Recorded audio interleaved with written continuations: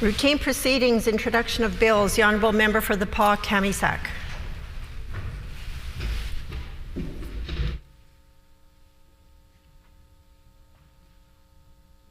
Is the Honourable Member for the Pas-Camissac online?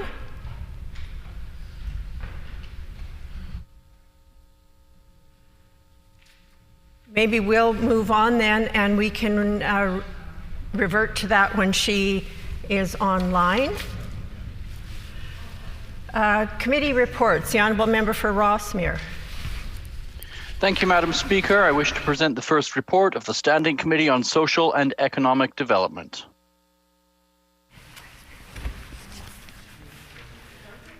Your Standing Committee on Social and Economic Development presents the following as its first report. The Honourable Member for Rossmere.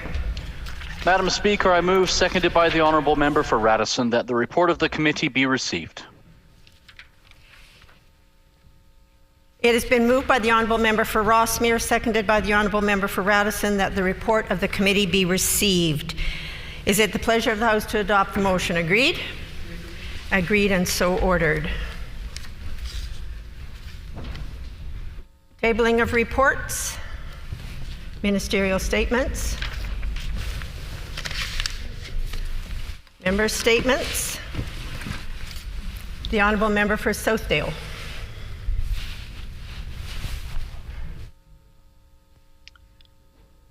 Thank you, Madam Speaker.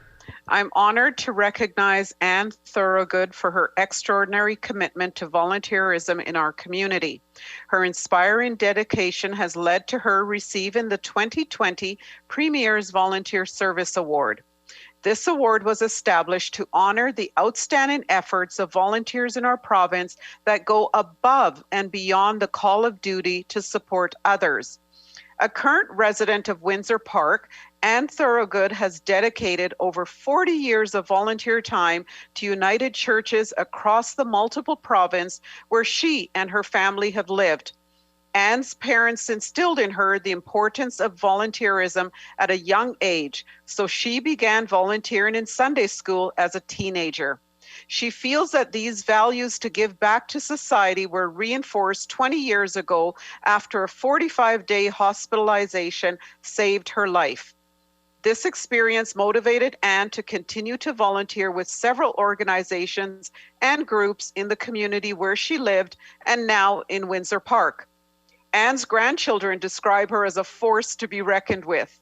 And this statement reflects not only in her extraordinary work with the United Church of Canada, but also in Anne's participation with the St. Vital Swingers, High Steppers Seniors Club, Royal Manitoba Theatre Centre, and more. She is more than deserving of this honor. And I'm extremely happy to congratulate her on this achievement and wish her continued health and prosperity in the years to come. Please join me in thanking Anne for her volunteerism and congratulating her on receiving the Premier's Volunteer Service Award.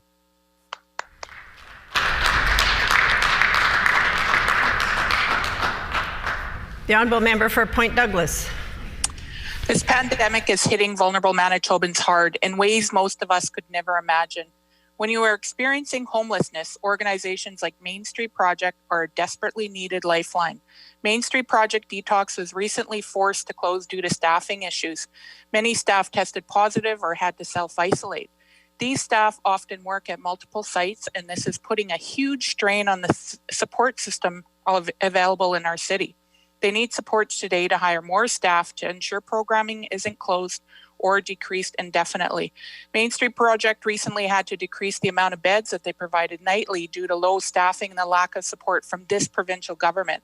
This is just one example of a program having to close or scale back their supports due to staffing shortages. But it is a result of the failure of the Pallister government to plan and provide extra supports to some of Manitoba's most vulnerable organizations like Main Street Project. They have received no new funding, no new provincial funding, and any new supports they have received have come from the federal government. These strains are happening all across our province, and nonprofits are especially being hit hard. Staff-to-staff transmission is happening, and so is client-to-client. Isolation space is full, and staff are burning out. testing positive or having to self-isolate, which adds stress to an already stressed system. This government has shown time and time again that they only care about their bottom line. But the real bottom line, the one Manitobans care about, is keeping people safe and saving lives.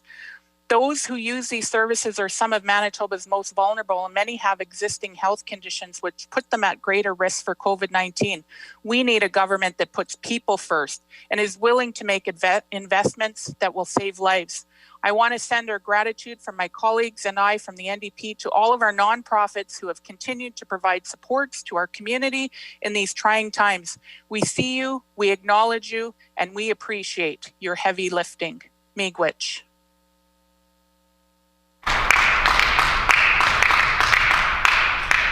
The Honourable Member for Rossmere.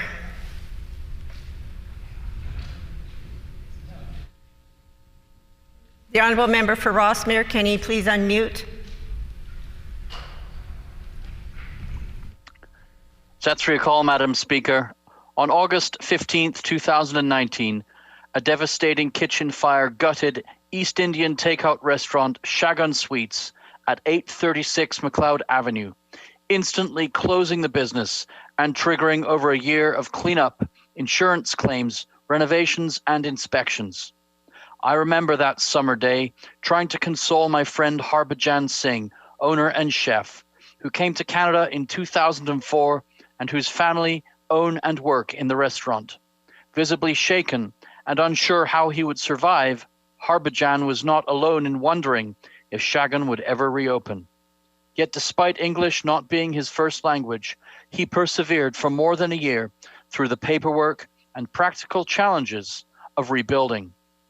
Now, 15 months later, a new and expanded Shagun Sweets restaurant has literally risen from the ashes and reopens tomorrow for takeout. Shagun now seats 60 guests, and once COVID restrictions are lifted, it is sure to resume its status as a neighborhood favorite. For now, guests can order to take out. Despite its obvious drawbacks, the pandemic is an opportunity to support local businesses, including restaurants. If you want to help Harbhajan recover, consider ordering butter chicken, samosas, veg korma, or fish pakora from Shagun Sweets. After a year of lost business, I know it would be appreciated. Like Shagun, all of us will emerge from the present challenges stronger than we entered it. But the struggles we all face will take a similar resolve and endurance to come through and enjoy the blessings and opportunities our province will continue to offer for those willing to pursue them. Harbhajan is proof that tragedy, far from marking the end of something, can often give rise to a new beginning. Shukriya, Madam Speaker.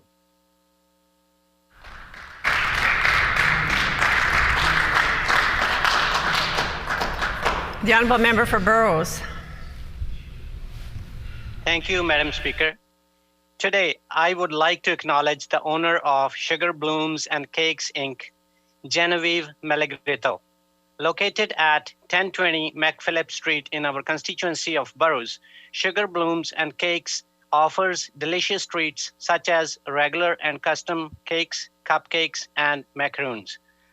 Like many small businesses in Burrows and across Manitoba, Sugar Blooms and Cakes had to close for 2 months in March and April. Genevieve shared with me that their sales decreased by 40% in June and July, and they had to lay off 80% of their staff. She is grateful that she is still open at this time, but worries about fellow small business owners across Manitoba who may not recover from the economic impacts of COVID-19 pandemic. Since summer, Genevieve has been able to bring back some staff with reduced hours, but due to the new COVID-19 restrictions, all of their large orders have been canceled. She hopes customers will continue to support her small business and many others in Manitoba that have been impacted due to COVID-19 pandemic.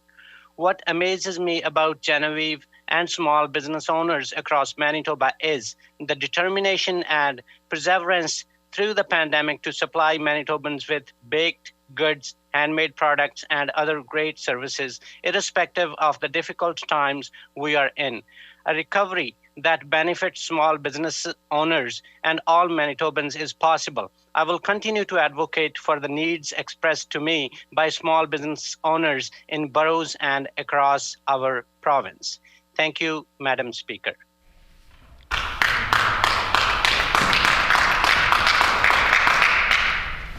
The Honourable Member for St. Boniface?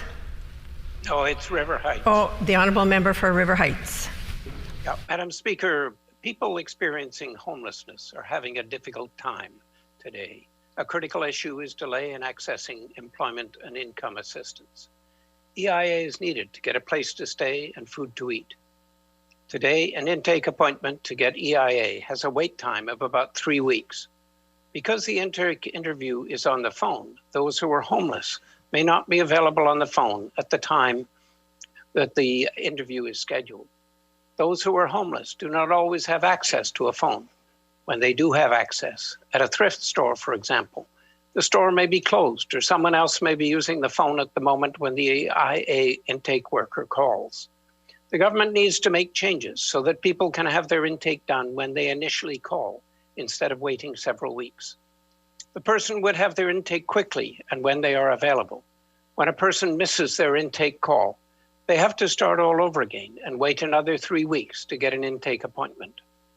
The minister should act immediately to ensure there are enough staff that everyone can have their intake interview the first time they call. After the intake, there is identification to present and forms to sign at the EIA office. Sometimes, for varied reasons, people have difficulty getting the necessary identification. EIA needs to be much more proactive in helping homeless people. Lastly, most people who are homeless do not have credit cards required for purchasing online or an address to which the purchase can be delivered. People who are homeless need to be able to purchase low-cost essential food and winter clothing easily, given their circumstances. Thrift shops must be considered essential. Merci, Miigwech. Thank you.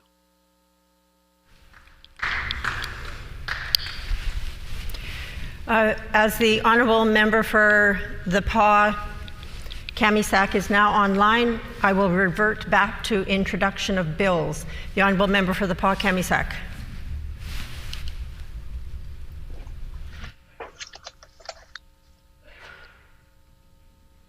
Thank you, Madam Speaker. The Honourable Member for the PA Kamisak. Please go ahead.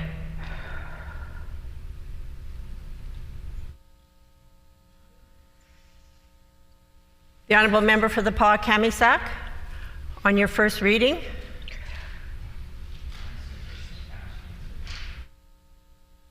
We can hear you. Go ahead. Okay. Bill 212. This bill will help protect. Order. The member has to make a motion and second it. Okay. I move, seconded by. The member for Thompson. The member for the PA Kamisak has to actually move the motion herself. Okay. I'm having difficulties here on this end. Shall we come back to you once you Yes, can please. see Yes, the full please. motion in front of you then? Yes. Okay. Please. We will then move on and come back to that later on. We will now then move to oral questions. The Honourable Leader of the Official Opposition. Madam Speaker, every Manitoban knows that we need more nurses and not less. And yet, even prior to the pandemic, this government was in the business of cutting nurses and cutting positions at nursing programs and post-secondary institutions. COVID has taught us many things. One of them, of course, is that was a big mistake. We need the government to be able to not only hire more nurses, not only to employ more nurses, but also to train more nurses. More nurses at the bedside means more people getting life-saving treatment. It also might mean that our hospital capacity would be strong enough so that we could begin to move to normal maybe a little bit sooner. However, we know that the Premier has been reluctant to make any of these moves. Will the Premier simply commit today that he will do everything in his power to hire more nurses? The Honourable First Minister. We've been doing that. We plan to continue to, Madam Speaker.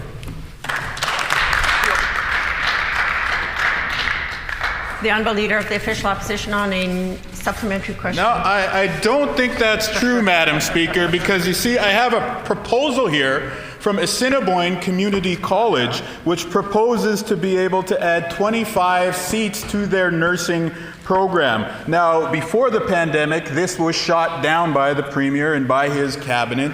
ACC, after surviving the spring budget cuts that were forced upon them by this Premier and his cabinet, well, they dusted themselves off and they resubmitted a proposal, Madam Speaker, to again be able to train 25 more nurses at a time, 25 more nurses per cohort. Now, why hasn't the government proceeded with this plan? Why has the government so far refused the funding? It says in the document themselves that ACC can't move ahead due to, I quote, lack of funding.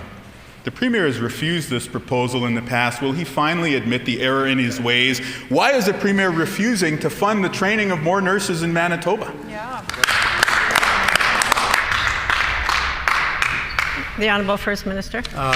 Madam Speaker, just to educate the member, since June, we've hired 358 nurses over the last 5 months.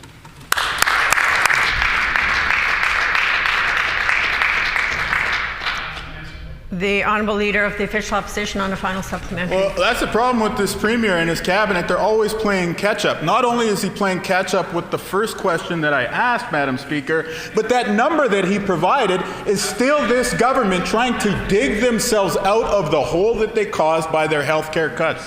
They cut 500 nursing positions. So far, they've only added back 350. They're still repairing the damage of the cuts that they caused before the pandemic. And we know where else those cuts went. They went to Red River College as well. They cut 75 nursing spots from Red River College, Madam Speaker.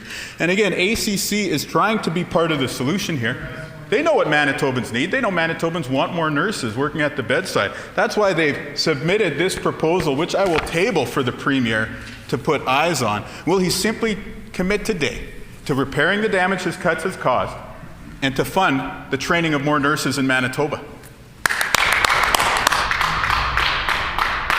The Honourable First Minister. Despite inheriting perhaps the most incredible fiscal mess in the history of Manitoba, this government has maintained its spending on health care, Madam Speaker, despite the incredible mismanagement of the previous government in doubling our debt in the last 6 years they were in power, in raising our debt service costs to over $1 billion a year. $1 billion, Madam Speaker, that can't go to health care. We've maintained our spending levels at among the highest levels of any Canadian province, and first overall in supporting social services, in supporting education, in supporting health care.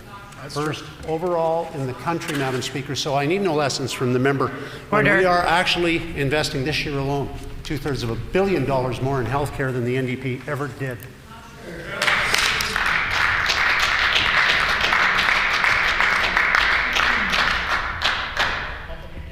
The Honourable Leader of the Official Opposition on a new question. Pretty sad that he can't commit to training more nurses, Madam Speaker. So we'll move on to another aspect of this government's failing pandemic plan, which is the continued increase of Manitoban's hydro bills during the pandemic that has made life more expensive, Madam Speaker. We know that today, we learned that the managing director and 15 other staff have departed from Manitoba Hydro International since this Premier and his cabinet ordered that stop work at that subsidiary. Now, as one employee has said, everyone's on pins and needles and afraid for their jobs. Now, that's not fair to those hardworking Manitobans, but the impact is compounded when you think about all the hundreds of thousands of people across the province who have to pay higher hydro bills as a result of this mismanagement during the pandemic. Will the Premier simply stop interfering and end his stop sell order today? The Honourable First Minister. Madam Speaker, if our government was to do that, we would be interfering. And, Madam Speaker, the Manitoba Hydro management is reviewing their own operations. The stop order is part of that operational review. So the member is caught in his presumptive preamble in asking me to interfere while telling me that I am. Madam Speaker, we're not going to interfere. We'll let Hydro do what they didn't get to do under the NDP with all the political manipulation and influence the NDP government exercised over Hydro. They dug a quintupled debt for the people of Manitoba. We're not going to repeat that mistake, Madam Speaker.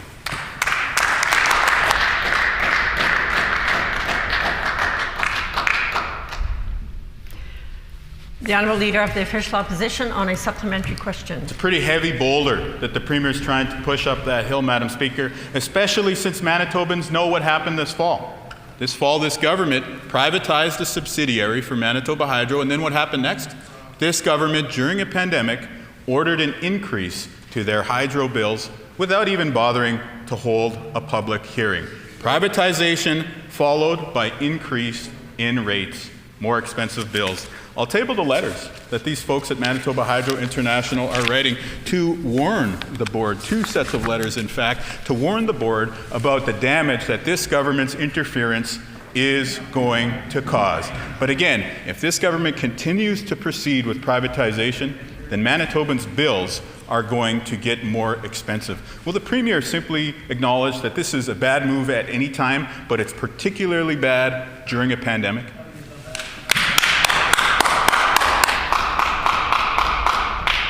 The Honourable First Minister.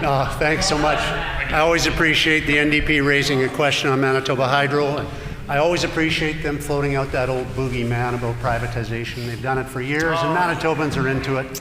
They catch on to it, Madam Speaker.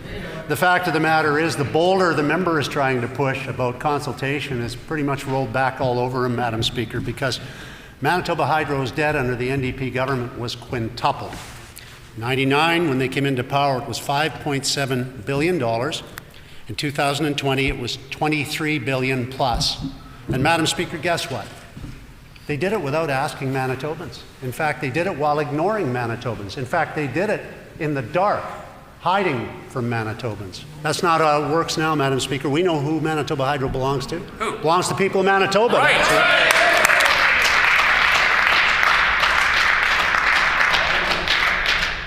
The Honourable Leader of the Official Opposition on a final supplementary. Madam Speaker, not only is this Premier ordering the bills of Manitoba Hydro ratepayers to be more expensive and making life more expensive for small businesses, he's not even holding a public hearing before he does so. We also know that his bridge grant program, as it's mistakenly called, is not actually helping many Manitobans who need it. Obviously, we've been writing letters and advocating on behalf of photographers and wedding planners, graphic designers, and many other people who use their home addresses to conduct business. But today, we've also learned, and I'll table this evidence for the Premier, that there are businesses who actually do have physical locations who are being turned down from the Bridge Grant program. Will the Premier simply admit that this program is failing and commit immediately to dramatically expanding the eligibility criteria so business owners can get the help that they need? The Honourable First Minister. More generous program than any other province, Madam Speaker, and 5,564 businesses are already thanking us because they've already got the money going out this week. So, you know, the member, Madam Speaker, talks about supporting small business. He has a record of rating small businesses, he and his party. I would only say on the hydro rates, the 2.9 he talks about is an interim increase until we can strengthen the PUB, so there's never again going to be another bipole kiosk boondoggle. And Madam Speaker, the NDP hydro rate increases were, in 12, they were 4.4%, in 13, 3.5, 15, they were 3.95, 16, they were 3.36. They were always higher than ours, Madam Speaker.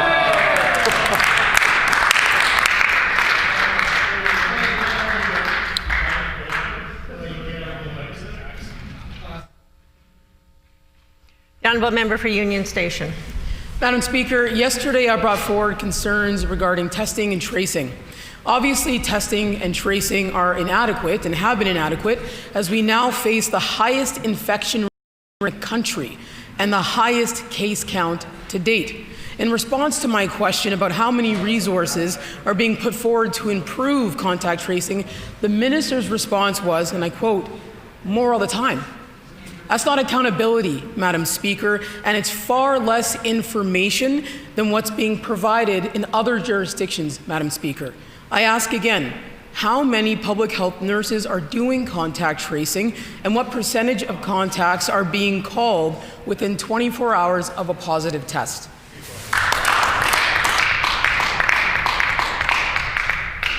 The Honourable Minister of Health, Seniors and Active Living. I welcome questions from the NDP today on nursing.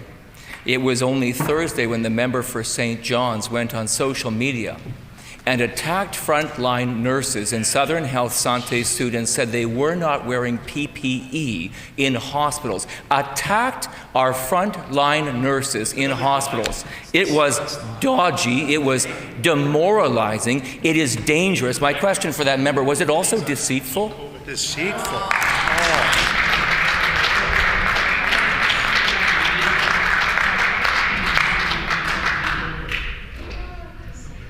The Honourable Member for Union Station on a supplementary question. Madam Speaker, over 200 Manitoba doctors are still waiting for their apology from this minister. Madam Speaker, there is a real contradiction here between what the minister is saying and what frontline staff are actually experiencing. The minister would be wise to provide much more detail. Ongoing obstruction on this information just undermines public health and confidence, in public health, Madam Speaker. The Premier said over the weekend that there was no contact tracing backlog, yet media reports that backlogs remain, with yesterday's contact investigations done on positive cases from 4 days prior.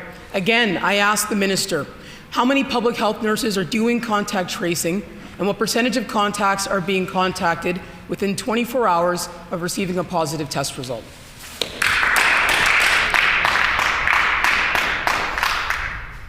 The Honourable Minister of Health, Seniors and Active Living. I thank the NDP for a focus today on nurses. The member for St. John's actually said that it was irresponsible and that lives were being put in danger.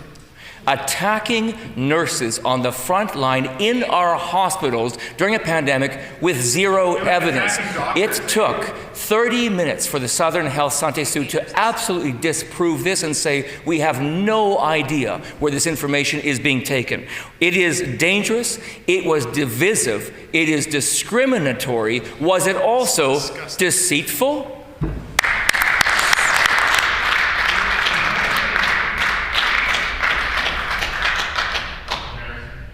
Order. The Honourable Member for Union Station on a final supplementary.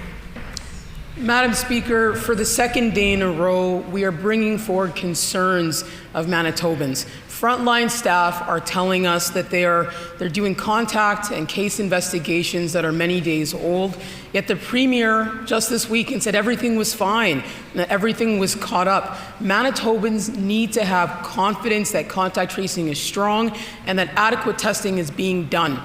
But the Minister and the Premier have not been forthcoming with regular data that would reassure the public. Will the Minister commit to providing ongoing and regular updates about the number of public health nurses doing contact tracing, as well as regular updates about the percentage of contacts being called within 24 hours of receiving a positive test?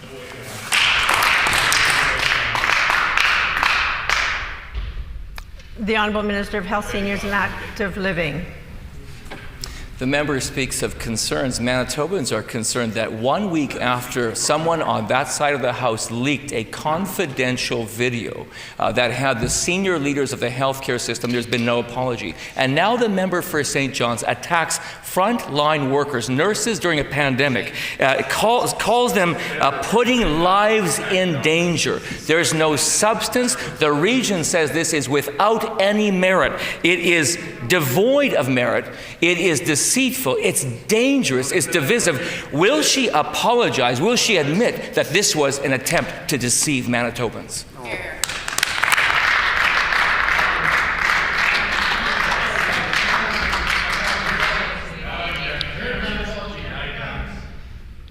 The Honourable Member for St. John's. Miigwech, Madam Speaker. In August, we started to hear stories from families experiencing huge delays in holding funerals for their loved ones because of a backlogged autopsies due to COVID-related deaths. Families are still waiting to grieve and send off their loved ones in a dignified manner. The Premier has failed, as usual, to provide the resources needed to get autopsies done on time.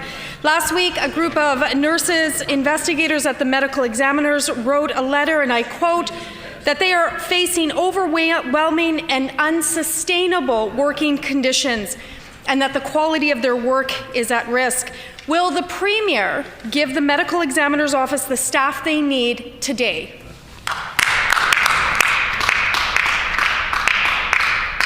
The Honourable First Minister. I appreciate the member raising a question about staffing levels. It's a concern with COVID obviously being widespread that staff are not available to do their jobs. However, linking this to the pain families feel in terms of not being able to celebrate the lives of lost loved ones, Madam Speaker, is not a justifiable linkage. I'm one of those people, and my family hasn't been able to celebrate the loss of my sister because the rules don't allow people to convene for funerals, Madam Speaker. So to make those links is unjustified and hurtful, and the member should apologize to everyone in Manitoba for doing that.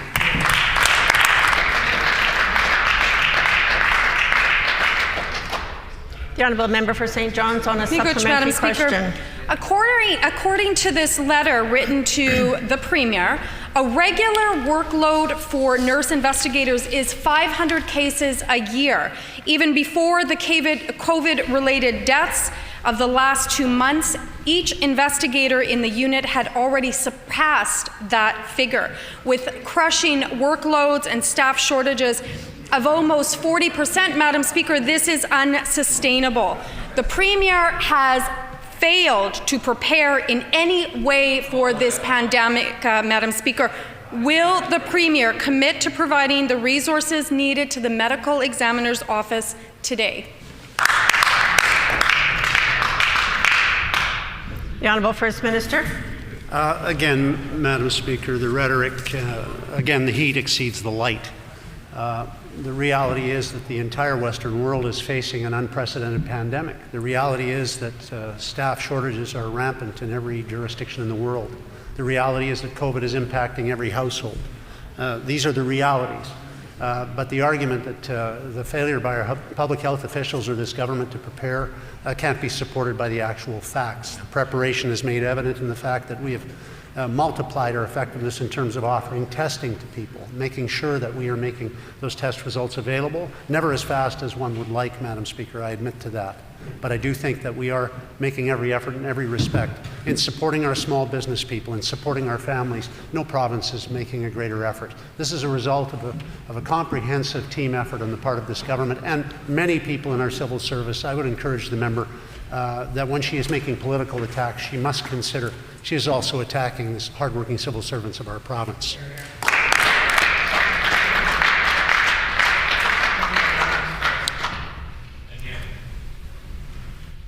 The Honourable Member for St. John's on the final supplementary. The only failures that I'm pointing out are solely the Premier's and his failure at taking the pandemic seriously and putting the measures in place that we need, like the backlog in autopsies that was made worse by this Premier, who deemed these nurse investigators as non-essential and required them to take unpaid days off in the middle of a pandemic, Madam Speaker. The letter that was written to the Premier says, and I quote, "We knew this second wave was coming. However, the government of Manitoba to date has yet to provide our office with additional supports or made reasonable attempts to fill the long-standing vacancies on a timely basis," end quote. Will the Premier listen to the pleas of these experts and give the supports that they need to the medical examiner's office today? The member's time has expired. The Honourable First Minister. Madam Speaker, we're actually taking significant action and have been for months now to address COVID in our province. The numbers have risen to the point that all of us are extremely dissatisfied with that. Positivity numbers are at 14. Yes, they've leveled off reasonably in the last 3 or 4 days, but that should be no cause for comfort for anyone here. But the fact of the matter is also that some Manitobans have forgotten that they need to follow public health orders. And so Henry's Photography, Robin's Donuts, Hyatt House, B.A. Robinson on Ellis, Good Life Fitness, 18th Street in Brandon, the Town Center Mall Food Court in Brandon, McDonald's in Neepawa, Holiday Inn, Polo Park, Bar Italia Cafe in Corydon, and Pony Corral Restaurant and Bar have all been fined in the last week because they failed to comply. I'd encourage them to get with the program. What our small business people, what our communities need is everybody on Team Manitoba, not people trying to score cheap political points and not people disregarding the health and well-being of others. Get on the team.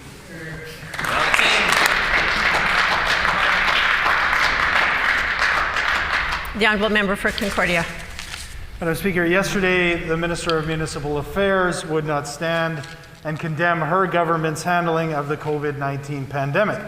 We know that's because at best she's stood idly by, and at worst she's been actively carrying out the cuts that have been making things worse. When directed by the Premier to freeze municipal funding, she complied. When told to take action, she sent a letter to municipalities telling them to lay off staff and to cut services. And when municipalities begged for assistance to support their economies and local services during the pandemic, she stayed silent. Why won't the minister tell us? Does she stand with the Premier and his mishandling of the COVID-19 pandemic? The Honourable Minister of Municipal Relations. Thank you very much, Madam Speaker. I'm always pleased to take a question about the supports that our government has provided our municipalities, including $170 million in unconditional fair say operating dollars that we flowed to the municipalities well ahead of schedule so that they could have the money that they needed to offer supports and programs to their ratepayers, such as tax deferrals or other programs that municipalities wanted to roll out. Our Premier also negotiated, he was one of the first premiers in the country to negotiate a federal restart program for our municipalities and on behalf of our municipalities, which we were able to just provide the supports to municipalities to cover any of their operating losses and for transit as well. We were very pleased to give the municipalities that support that they desperately needed very recently. The Honourable Member for Concordia on a supplementary question. Well, I realize, Madam Speaker, that the minister won't answer me, but she should be answering to the communities that she represents. Yesterday's convention of the Association of Manitoba Municipalities, a resolution sponsored by the cities of Selkirk, of Dauphin, of Thompson, and of Portage-la Prairie, said that municipalities are, quote, suffering as their local needs are not being met due to reduced access to services. In fact, they had to call on the province to stop their heavy-handed cuts and to discontinue the practice of removing and reducing provincial, Crown, agency, and health services. Why won't the minister listen to those on the front lines, stop the cuts, and get the cities and towns in this province the supports that they need? The Honourable Minister of Municipal Relations.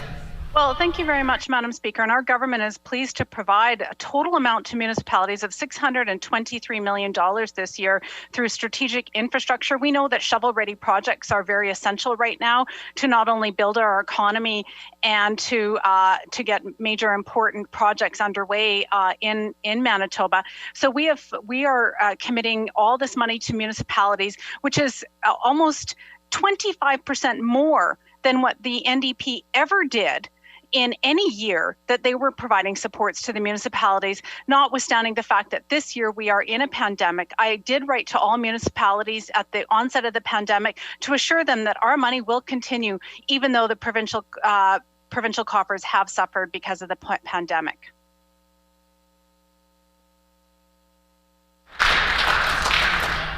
The Honourable Member for Concordia on a final supplementary. What the minister, in fact, told municipalities is cuts, cuts, and more cuts. That's what they have continually asked cities and towns across Manitoba to endure during this pandemic. Well, we know that this is, in fact, the time to invest in services that protect our economy. That this government, in fact, has been only focused on their own bottom line. The minister has made her approach crystal clear by sending that letter. When there's a recession, when there's an emergency, you are on your own. She encouraged municipalities to follow the province in its path of layoffs, reduced work weeks, and wage reductions. Will the minister stand up and just admit that she and her government were wrong to ask municipalities to fire workers in the middle of a pandemic?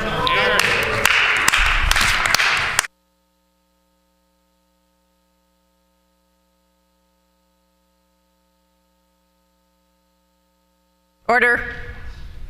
The Honourable Minister for Municipal Relations. So, Madam Speaker, I understand that the member must be reading a memo from 2014 when municipalities certainly did feel as though they were on their own, when they were being ignored by the NDP government and being forced to go through an amalgamation. Right now, municipalities are being heard through the collaborative efforts of this government. And let's talk about some of the investments that we are making with our municipal partners. In 2003, for example, when the Clean Environment Commissioner told the NDP to invest in the North End Water Pollution Control Centre, they were ignored by the NDP for 17 years. We're working with all of our partners, municipal partners and federal partners, to get that project done.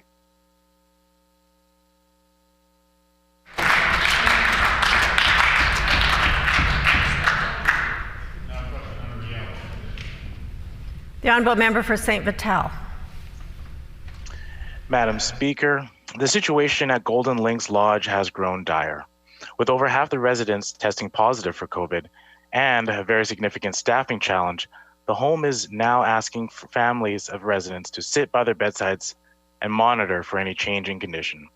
I've spoken directly with family members of residents, and they are having to make very difficult decisions and are rightfully afraid of their loved ones and for themselves, largely due to the lack of proactive measures on this government's part. What steps is the minister going to commit to today to ensuring that no families have to risk their own health to ensure the care of their loved ones at Golden Links Lodge?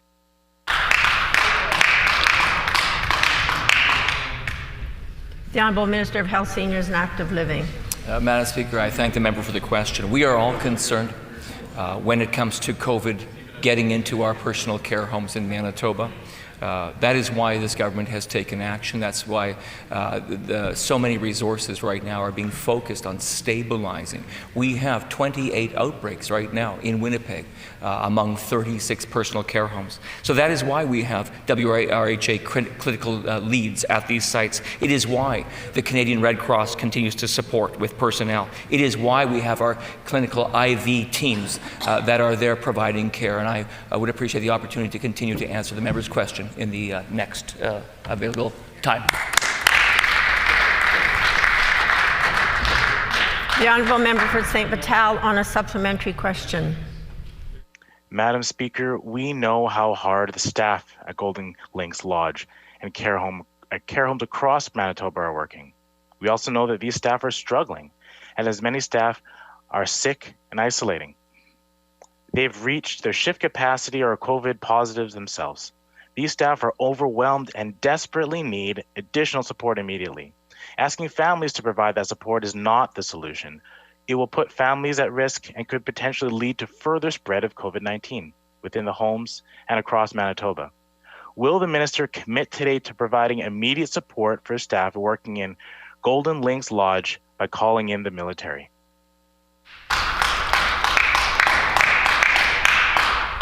The Honourable Minister of Health, Seniors and Active Living. Madam Speaker, we share the concern of the member. Let me continue to describe to that member and all members the immediate response that is going to those places. Member may not be aware that on this weekend alone, 82 shifts were picked up by redeployed home care workers. We had our rapid response system in place and responding. We had the community IV program team responding to multiple sites, helping at those sites. We all know it is devastating when the virus gets into those homes, and that's why we're responding. But I would also say to that member, help is on the way in the form of this micro-credential and the workers who will be coming from Red River College, where we've already received 700 applications to come and help out. Hear, hear.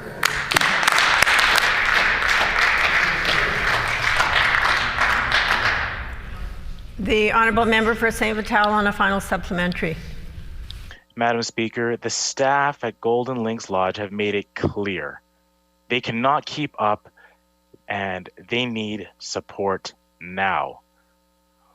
It is within this government's power to call in the necessary supports to ensure the health and safety of the staff and residents at Golden Lakes Lodge and their family members. With this home and other homes across Manitoba experiencing outbreaks, immediate support is needed in the way of military assistance. Will the minister commit to immediately calling in the military to take over Golden Lakes Lodge and to hire more staff to work in long-term care?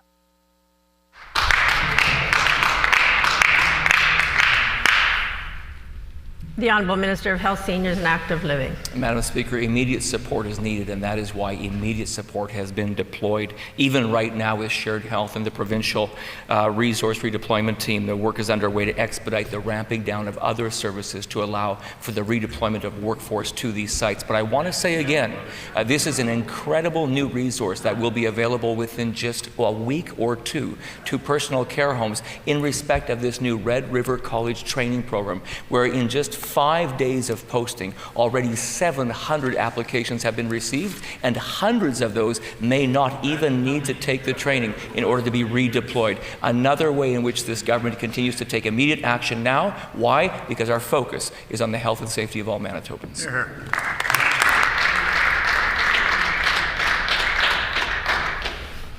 The Honourable Member for St. Boniface. Thank you, Madam Speaker. In the early days of the pandemic in April, there was a scramble to purchase PPE.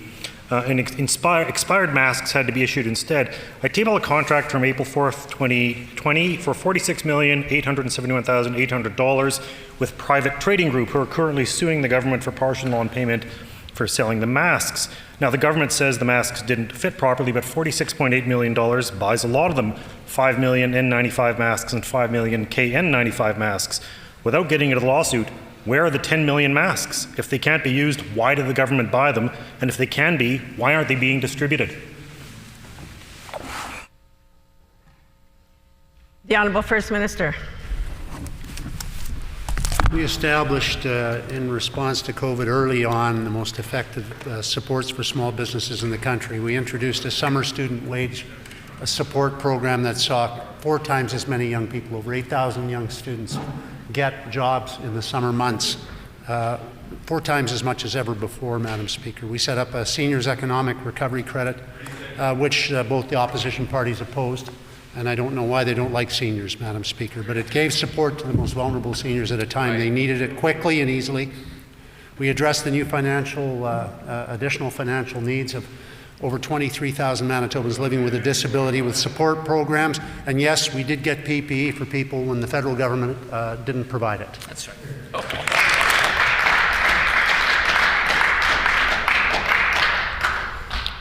The Honourable Member for Thank you, Madam Speaker. St. Boniface on a supplementary question. Thank you, Madam Speaker. We have serious doubts about this government's claims on contact tracing because we've heard from teachers across Manitoba working in the education system telling them they keep hearing about multiple COVID cases in their classes from parents and sometimes never hear from public health at all. Schools and ECE centres can have 13, 30, or even 50 people in a gym.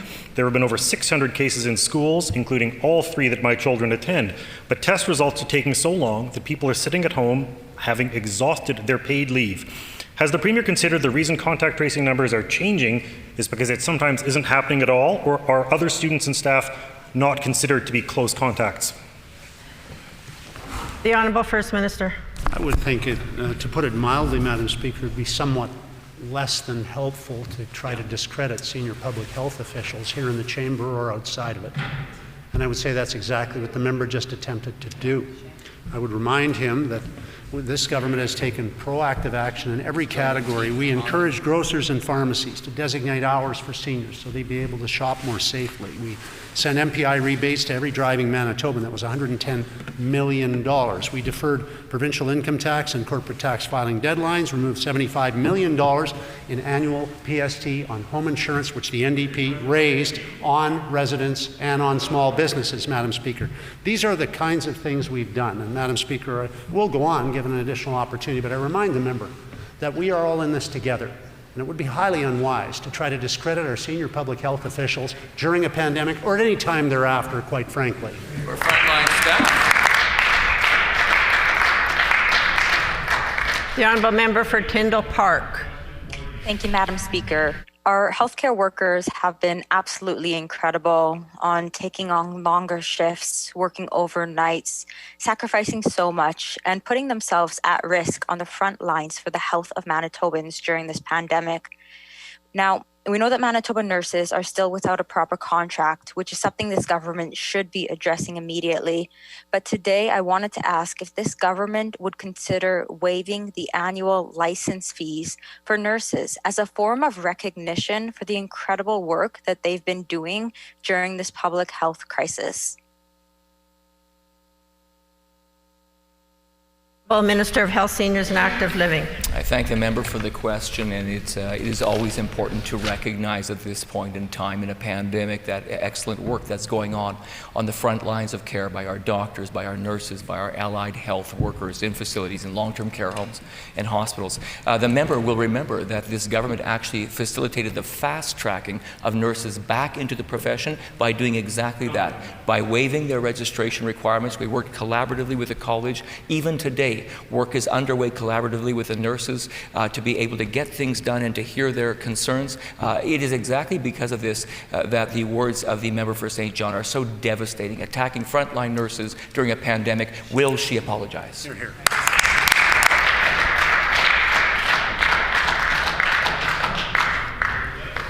The honourable member for Waverley. Thank you, Madam Speaker. As we continue to see a high number of COVID-19 cases and deaths in this province, it is more important than ever that Manitobans follow the public health orders. Our government has continued to increase the education and enforcement of these orders to keep all Manitobans safe. Can the Minister of Justice please inform the House on the recent COVID-19 enforcement numbers? The Honourable Minister of Justice. Thank you, Madam Speaker, and I want to thank the member for Waverley for that question. The fight against COVID-19 requires the effort and commitment of all Manitobans. We are continuing to enhance and strengthen our enforcement efforts to ensure that there will be consequences for those who disregard and disrespect public health orders and put others at risk. Just last week, our government hired security firm G4S Canada to augment police and provincial staff with these enforcement efforts. I am pleased to share with the House today that over the last week, enforcement officials have issued 95 fines, as well as issuing 79 warnings. It is critical we all follow the fundamentals of wearing a mask, frequent hand washing, and maintaining proper social distancing to stop the spread of COVID-19. We are asking all Manitobans to join Team Manitoba. First time has expired.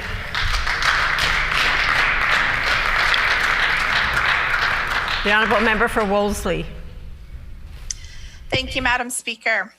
Madam Speaker, we've previously shown that the minister is laying out plans to divest the government of parks and assets in parks. And we've also shown the government's long-term plans to sell off cottage lands within our parks.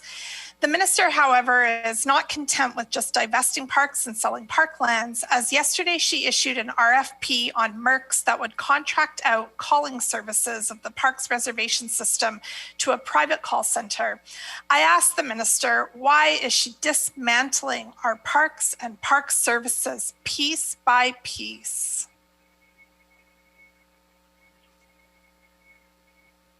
The Honourable Minister of Conservation and Climate. Thank you, Madam Speaker. I appreciate any questions coming from a member of the NDP party about parks, considering they let them lag for 17 years.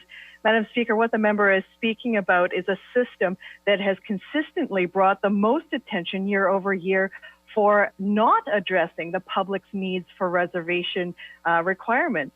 So I'd like the member opposite to explain why for 17 years nothing was done to address the public's needs.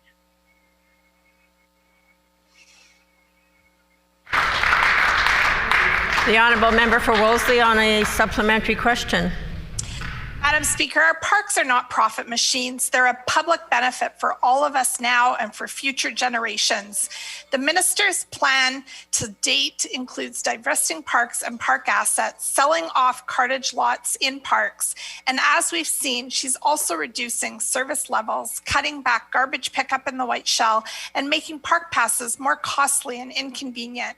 Manitobans want great parks and strong services. They don't want the parks reservation services contracted out for the benefit of a private contractor.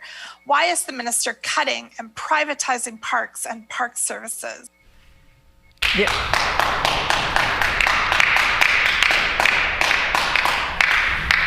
The Honourable Minister of Conservation and Climate. Thank you, Madam Speaker. You know, I've been really baffled by the members questioning about any discussion about selling of cottage lots, considering her very own party in 2002 opened up a lottery for 1,000 cottage lots to be sold. In fact, they were hoping to raise about $100 million, of which they were only going to earmark $2 million towards parks infrastructure upgrades. Madam Speaker, our plan is solid, it is fair, and it involves all members of this great province and all of our wonderful parks.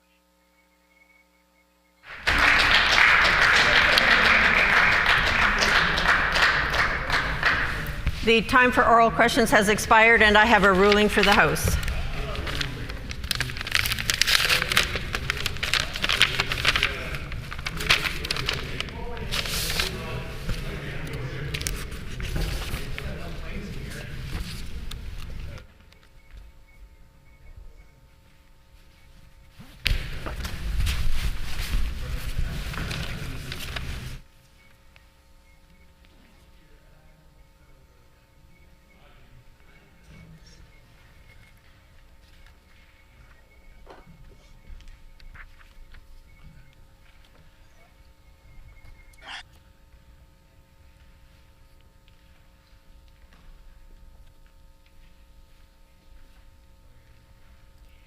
On March 16, 2020, the Honourable Member for Union Station raised a matter of privilege regarding the government's delay in issuing Manitoba health cards to newcomers and the government's failure to answer questions on the issue. The member argued that because of the actions of government members, they were impeded from doing their job for their constituents. The member concluded their remarks by moving, and I quote, that this issue be taken under consideration by an all-party committee, end quote. The Honourable Member for River Heights also spoke to the matter of privilege before the Deputy Speaker took it under advisement, and I thank all Honourable Members for their advice to the Chair on this matter. As the House should know, in order to be ruled in order as a prima facie case of privilege, members must demonstrate both that the issue has been raised at the earliest opportunity and also provide sufficient evidence that the privileges of the House have been breached. Regarding timeliness, the Honourable Member for Union Station did not really address this issue. They simply stated that they have taken some time to review the government's comments with regard to these delays and that the issue of COVID-19 made the matter urgent. I would like to remind all honourable members that it is a duty of the member raising the matter to fulfill this important requirement. Bosque and Gagnon, House of Commons Procedure and Practice 3rd edition on page 145 states that, and I quote, the member must satisfy the Speaker that they are bringing the matter to the attention of the House as soon as practical after becoming aware of the situation, end quote. It is therefore not sufficient to express an opinion that this is the earliest opportunity. Members have to be precise in explaining why this is the earliest opportunity, providing accurate contextual reasons, such as needing to wait to see words in Hansard for the Speaker to take this into consideration. The members stated that they needed to consult with constituents and they heard lots of concerns about the COVID-19 pandemic, but gave no context on how that affected raising the matter at this point in time. Therefore, I must find that the test of earliest available opportunity has not been met. Regarding the second condition, the member argued that by failing to give accurate information on delays in issuing Manitoba health cards, the government interfered with their ability to serve their constituents and all Manitobans. They stated that because members of the opposition have been provided misleading information, this constitutes a prima facie case of privilege. As Joseph Mango advises in the 2nd edition of Parliamentary Privilege in Canada on page 241, and I quote, to allege that a member has misled the House is a matter of order rather than privilege, end quote. In addition, previous Manitoba speakers, including Speakers Walding, Phillips, Rocan, Daquet, Hicks, and Reid, have all ruled that in order to provide In order to prove allegations that a member deliberately misled the House, it is necessary to prove that there was clear intent to mislead by knowingly making statements that would mislead. As explained by Speaker Hicks in a 2011 ruling, a burden of proof exists that goes beyond speculation or conjecture, but involves providing absolute proof, including a statement of intent by the member involved that the stated goal is to intentionally mislead the House. As it is possible, members may have inadvertently misled the House by unknowingly putting incorrect information on the record. In 2007, Speaker Hicks also ruled that providing information showing the facts are at variance is not the same as providing proof of intent to mislead. As well, Speaker Daquet ruled that without a member admitting in the House that they had stated the goal of misleading the House when putting remarks on the record, it is virtually impossible to prove that a member had deliberately intended to mislead the House. I also understand that constituents' concerns are very important to all members. We represent people, and it is a duty of any member to bring the voice of their constituents in this chamber. However, I would like to remind all members of this House that parliamentary privilege concerns itself only with the parliamentary role of a member and not with a member's relationship with their constituents. In a 1980 ruling that can be found on page 119 of Bosque and Gagnon, Speaker Sauvé stated, and I quote, "While I am only too aware of the multiple responsibilities, duties, and also the work the member has to do relating to his constituency, as Speaker, I am required to consider only those matters which affect the member's parliamentary work. That is to say, whatever duty a member has to his constituents before a valid question of privilege arises in respect of any alleged interference, such interference must relate to the member's parliamentary duties. In other words, just as a member is protected from anything he does while taking part in a proceeding in Parliament, so too must interference relate to the member's role in the context of parliamentary work," end quote. Therefore, based on the procedural authorities and the rulings of previous Manitoba speakers, and with the greatest of respect, I rule that the prima facie case of privilege has not been established in this case. And now I understand that the member from the Pas-Camissac might be online and available to do the introduction of first reading. The honourable member for the Pas-Camissac. Thank you, Madam Speaker. I move, seconded by the honourable member for Thompson, that Bill 213, the Reporting of Supports for Child Survivors of Sexual Assault Act, Trained Health Professionals and Evidence Collection Kits, now be read for the first time. It has been moved by the honourable member for the Pas-Camissac, seconded by the honourable member for Thompson, that Bill number 213, the Reporting of Supports for Child Survivors of Sexual Assault Act, Trained Health Professionals and Evidence Collection Kits, be now read a first time. The honourable member for the Pas-Camissac. Madam Speaker, Kininas Kumitin, Bill 213 will help protect and seek justice for all victims of sexual assault in northern Manitoba. Currently, in northern communities like the Pas, only adults have access to be examined by a nurse when sexually assaulted. If a minor, a child, reports a sexual assault, they are flown to the Health Science Center in Winnipeg where they are seen by a sexual assault nurse examiner.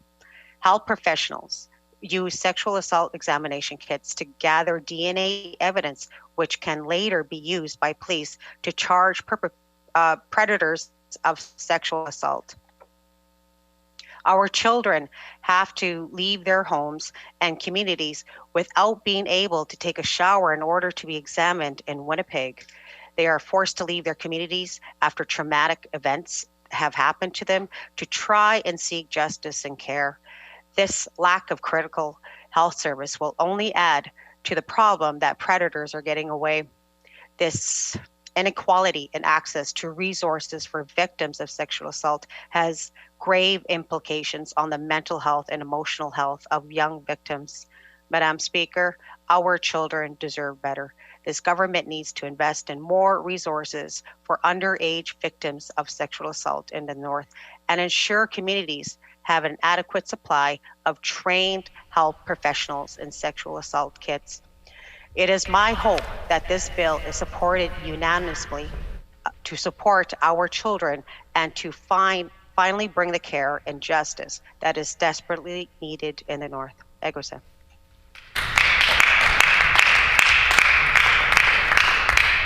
Is it the pleasure of the House to adopt the motion? Agreed? Agreed and so ordered. Petitions. The Honourable Member for Transcona. Thank you, Madam Speaker. I wish to present the following petition to the Legislative Assembly. The background to this petition is as follows. Number one, on September 4, 2020, the provincial government announced that cancer care outpatient services will be cut at the Concordia Hospital and Seven Oaks General Hospital, effective December 2020. Number two, closing 2 cancer care sites in Winnipeg will mean a third of existing sites are lost, with increased burdens placed on outpatient cancer services at the Health Sciences Centre and St. Boniface Hospital. Number three, to cut these outpatient services has provoked concerns from healthcare workers and cancer care nurses alike, who have stressed to the provincial government that the cut is contrary to what Cancer Care Manitoba's goals of patient care are, and would most certainly increase the burden for the people they are trying to help. Number four, cancer care nurses have also noted that this decision has more to do with saving money rather than what is in the best interests of patients.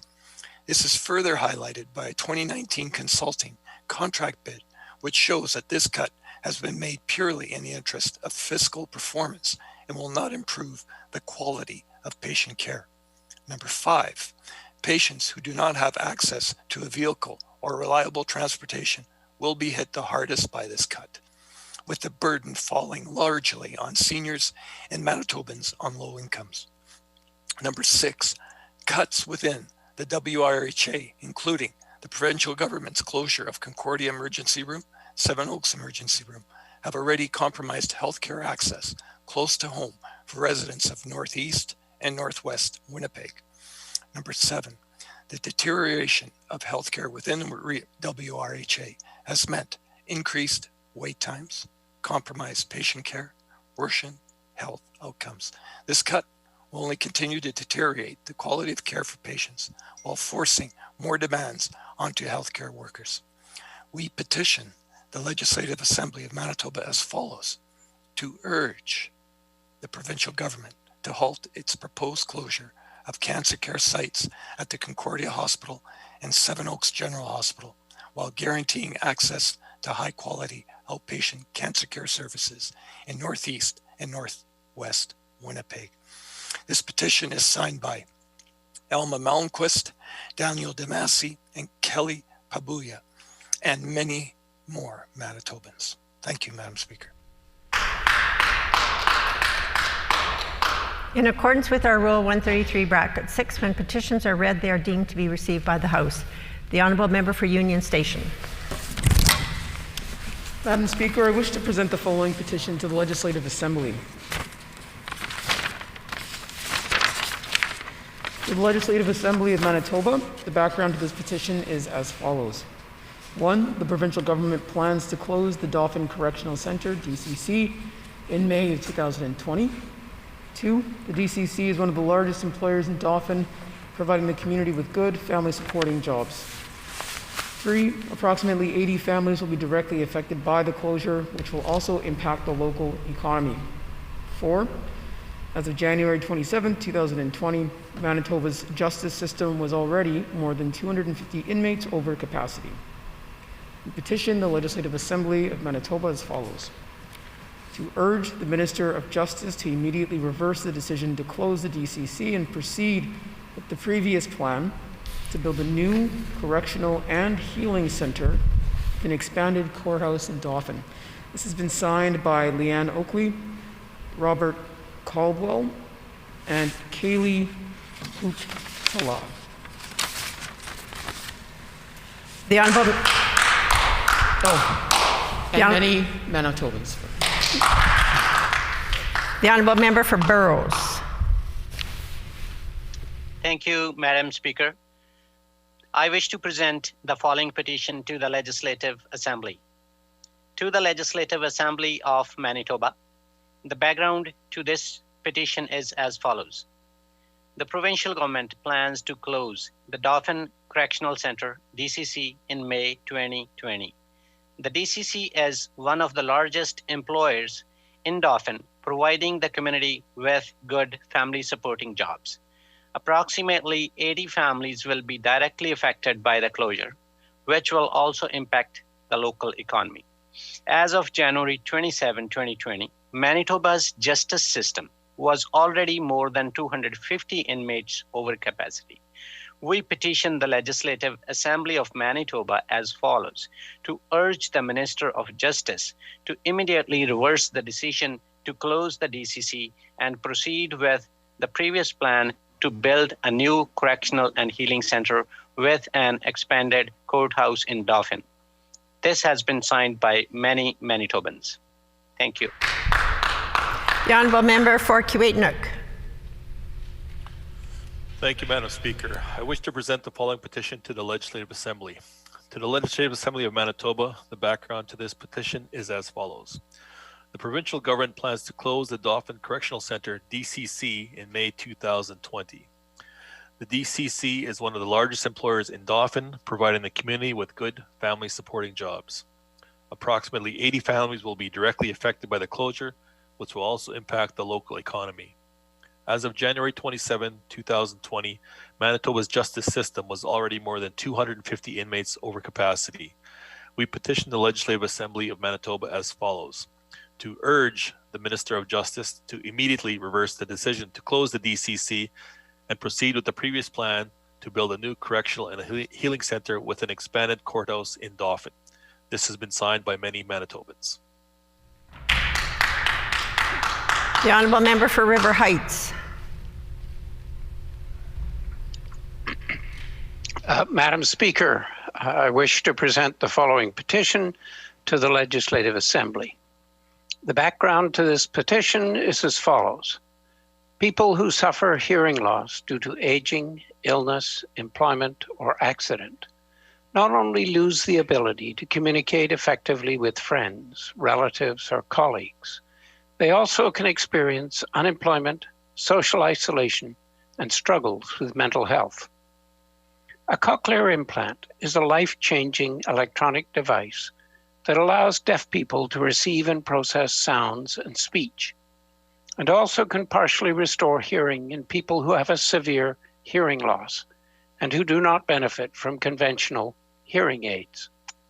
A processor behind the ear captures and processes sound signals, which are transmitted to a receiver implanted into the skull that relays the information to the inner ear.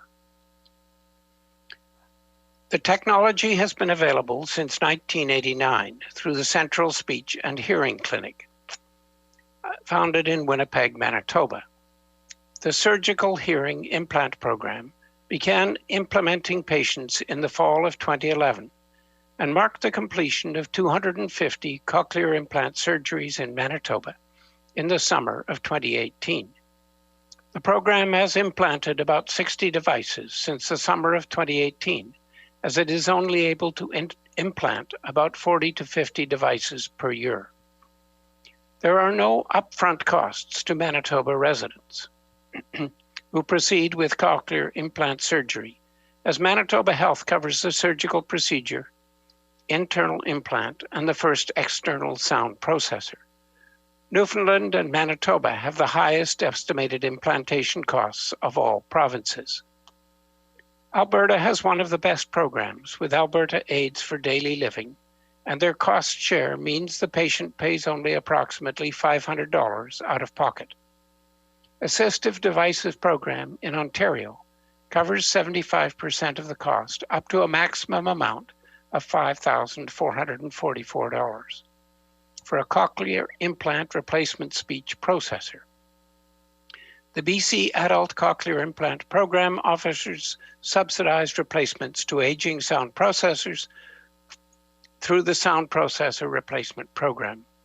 This provincially funded program is available to those cochlear implant recipients whose sound processors have reached 6 to 7 years old.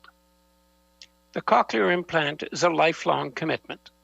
However, as the technology changes over time, parts and software become no longer functional or available.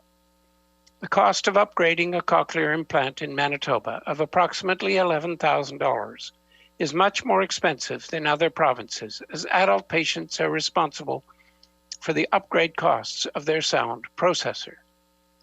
In Manitoba, pediatric patients under 18 years of age are eligible for funding assistance through the Cochlear Implant Speech Processor Replacement Program, which provides up to 80% of the replacement costs associated with a device upgrade. It is unreasonable that this technology is inaccessible to many citizens of Manitoba who must choose between hearing and deafness due to financial constraints because the cost of maintaining the equipment are prohibitive for low-income earners or those on a fixed income, such as old age pension or employment and income assistance. We petition the Legislative Assembly of Manitoba as follows: to urge the provincial government to provide financing for upgrades to the cochlear implant covered under Medicare, or provide funding assistance through the Cochlear Implant Speech Processor Replacement Program to assist with the replacement costs associated with the device upgrade. This petition is signed by Linda Vincent, Cameron Harvey, Harold Forsyth, and many, many other Manitobans. Thank you. The Honourable Member for Tyndall Park. Thank you, Madam Speaker. I wish to present the following petition to the Legislative Assembly. The background to this petition is as follows. The Vivian Sands project is a proposed silica sand mine and processing plant to be built in the RM of Springfield. The overall project includes mining claims of over 85,000 hectares, making it the largest claim ever given to a single company in Manitoba's history. It is larger than the city of Winnipeg, which is 46,410 hectares. The amount of dry, solid sand mined produced per year, according to the EAP, is 1.36 million tons, and much of the sand will be used in fracking. A major concern of the proposed mine and plant is that if developed, it could contaminate the Sandylands aquifer, which covers much of southeastern Manitoba. It has excellent water quality and is the water source for tens of thousands of Manitobans, including many municipal water systems, agriculture, industry, private wells, and an abundance of wildlife and ecosystems. Further, people in the Indigenous communities that are potentially affected by this were not afforded the required Indigenous consultation from either federal or provincial government officials. The sustainable yield of the combined sandstone and carbonate aquifer still has not yet been established by provincial authorities. The mine could cause leaching of acid and heavy metals and pollute the aquifer, as it will go down 200 feet into the Winnipeg formation of the sandstone aquifer. There is concern that the shale, which separates the carbonate and sandstone aquifers, will, when exposed to injected air from Can White Sands extraction process, turn to acid. An additional concern with the proposed mine and plant is the potential to pollute the Broken Head River and the aquatic food chain leading to Lake Winnipeg. Residents in the area have also expressed fears of being overexposed to silica dust during production, as there has been a demonstrated lack for safety and environmental procedures by the Can White Sands Corporation during the exploratory drilling phase. Signage and fencing has been poor. Identifying and required mine claims tags were missing. There were no warnings for silica dust exposure and no coverings to prevent exposure of the silica stockpiles to the elements. Residents' concerns include the fact that boreholes, which should have been promptly and properly sealed, were left open for a year. The drilling of hundreds of improperly sealed boreholes yearly creates significant risk of surface contamination, mixing of aquifer waters, and drainage of surface fecal matters into the aquifer. There is also a risk of subsidence around each borehole as a result of sand extraction. There are also potential transboundary issues that need to be addressed as the aquifers extend into Minnesota. This project should not proceed as no licensing conditions and mitigation measures will alleviate the risk to all Manitobans and the environment since Can White Sands Corporation plans to use an unprecedented mining technique with no established safe outcome. The corporation has gone on record indicating that it does not know how to mine for the silica in the water supply and need to develop a new extraction methodology that has never been done before. Contamination of the aquifers and the environment is irreversible, and there are many surface sources of high purity silica that can be extracted without endangering two essential regional aquifers. We petition the Legislative Assembly of Manitoba as follows: to urge the provincial government to undertake a combined review of the Vivian Sand Facility processing plant and the mining extraction portion of the operation as a Class 3 development with a review by Manitoba's Clean Environment Commission to include public hearings and participant funding, and to urge the provincial government to halt all activity at the mine and plant until the Clean Environment Commission's review is completed and the project proposal has been thoroughly evaluated. And this petition has been signed by many Manitobans. The Honourable Member for Flin Flon. Thank you, Madam Speaker. I wish to present the following petition to the Legislative Assembly of Manitoba. The background to this petition is as follows. 1, the provincial government plans to close the Dauphin Correctional Centre, DCC, in May 2020. 2, the DCC is one of the largest employers in Dauphin, providing the community with good family supporting jobs. 3, approximately 80 families will be directly affected by the closure, which will also impact the local economy. As of January 27, 2020, Manitoba's justice system was already more than 250 inmates over capacity. We petition the Legislative Assembly of Manitoba as follows: to urge the Minister of Justice to immediately reverse the decision to close the DCC and proceed with the previous plan to build a new correctional and healing center with an expanded courthouse in Dauphin. And this petition, Madam Speaker, has been signed by many Manitobans. Thank you. The Honourable Member for Elmwood. Madam Speaker, I wish to present the following petition to the Legislative Assembly. The background to this petition is as follows. Number 1, the provincial government plans to close the Dauphin Correctional Centre, DCC, in May 2020. Number 2, the DCC is one of the largest employers in Dauphin, providing the community with good family supporting jobs. Number 3, approximately 80 families will be directly affected by the closure, which will also impact the local economy. Number 4, as of January 27, 2020, Manitoba's justice system was already more than 250 inmates over capacity. We petition the Legislative Assembly of Manitoba as follows: to urge the Minister of Justice to immediately reverse the decision to close the DCC and proceed with the previous plan to build a new correctional and healing center with an expanded courthouse in Dauphin. This petition has been signed by many, many Manitobans. The Honourable Member for Notre Dame.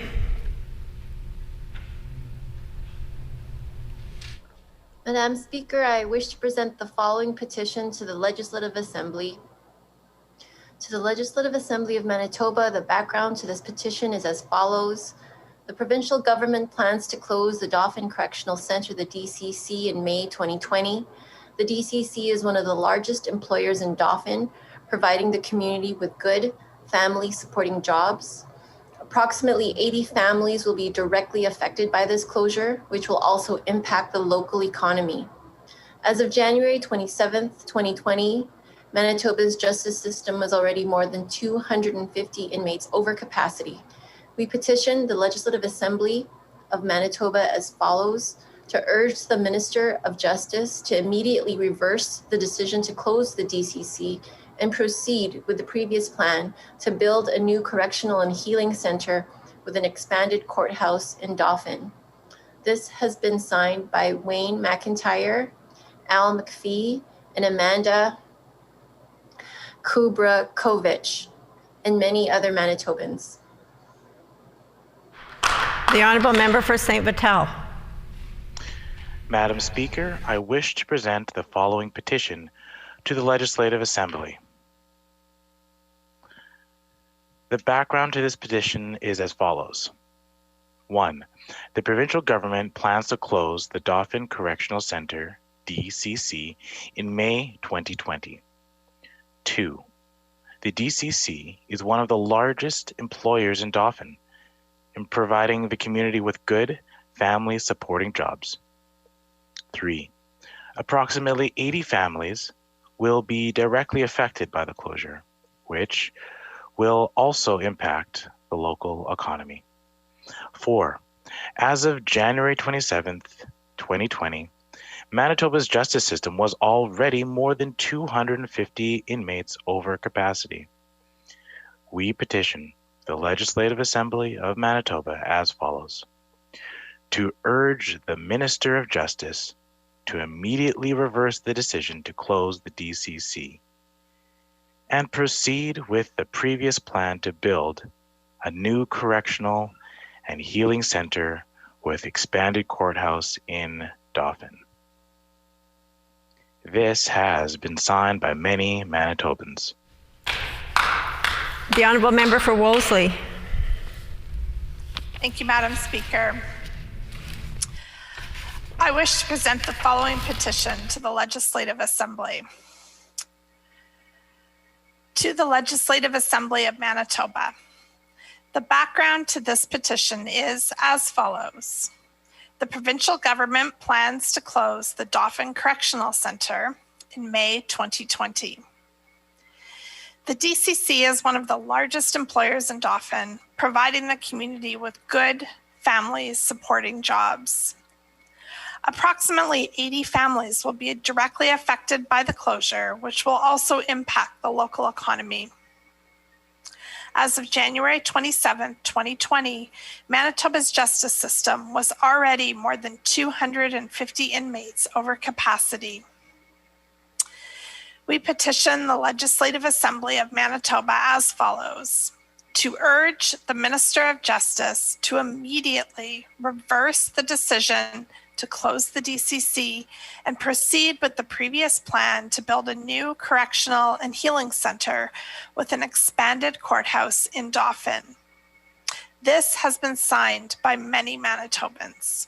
Thank you, Madam Speaker. The Honourable Member for St. James.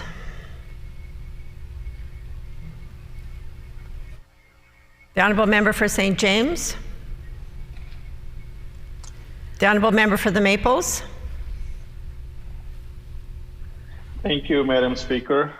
I wish to present the following petition to the Legislative Assembly of Manitoba.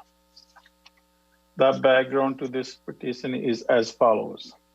Number 1, the provincial government planned to close the Dauphin Correctional Centre, DCC, in May 2020. Number 2, the DCC is one of the largest employers in Dauphin, providing the community with good family supporting jobs. Number 3, approximately 80 families will be directly affected by the closure, which will also impact the local economy. Number 4, as of January 27, 2020, Manitoba justice system was already more than 250 inmates over capacity. We petition the Legislative Assembly of Manitoba as follows: to urge the Minister of Justice to immediately reverse the decision to close the DCC and proceed with the previous plan to build a new correctional and healing center with an expanded courthouse in Dauphin. This has been signed by many Manitobans. Thank you. The Honourable Member for Point Douglas. Miigwech, Madam Speaker, I wish to present the following petition to the Legislative Assembly of Manitoba. The background to this petition is as follows. 1, the provincial government plans to close the Dauphin Correctional Centre, DCC, in May 2020. 2, The DCC is one of the largest employers in Dauphin, providing the community with good family supporting jobs. 3. Approximately 80 families will be directly affected by the closure, which will also impact the local economy. 4. As of January 27th, 2020, Manitoba's justice system was already more than 250 inmates over capacity. We petition the Legislative Assembly of Manitoba as follows: to urge the Minister of Justice to immediately reverse the decision to close the DCC and proceed with the previous plan to build a new correctional and healing center with an expanded courthouse in Dauphin. And this is signed by Calden Smith, Perry Smith, Raymond Forbes, and many, many other Manitobans. The Honourable Member for Fort Garry.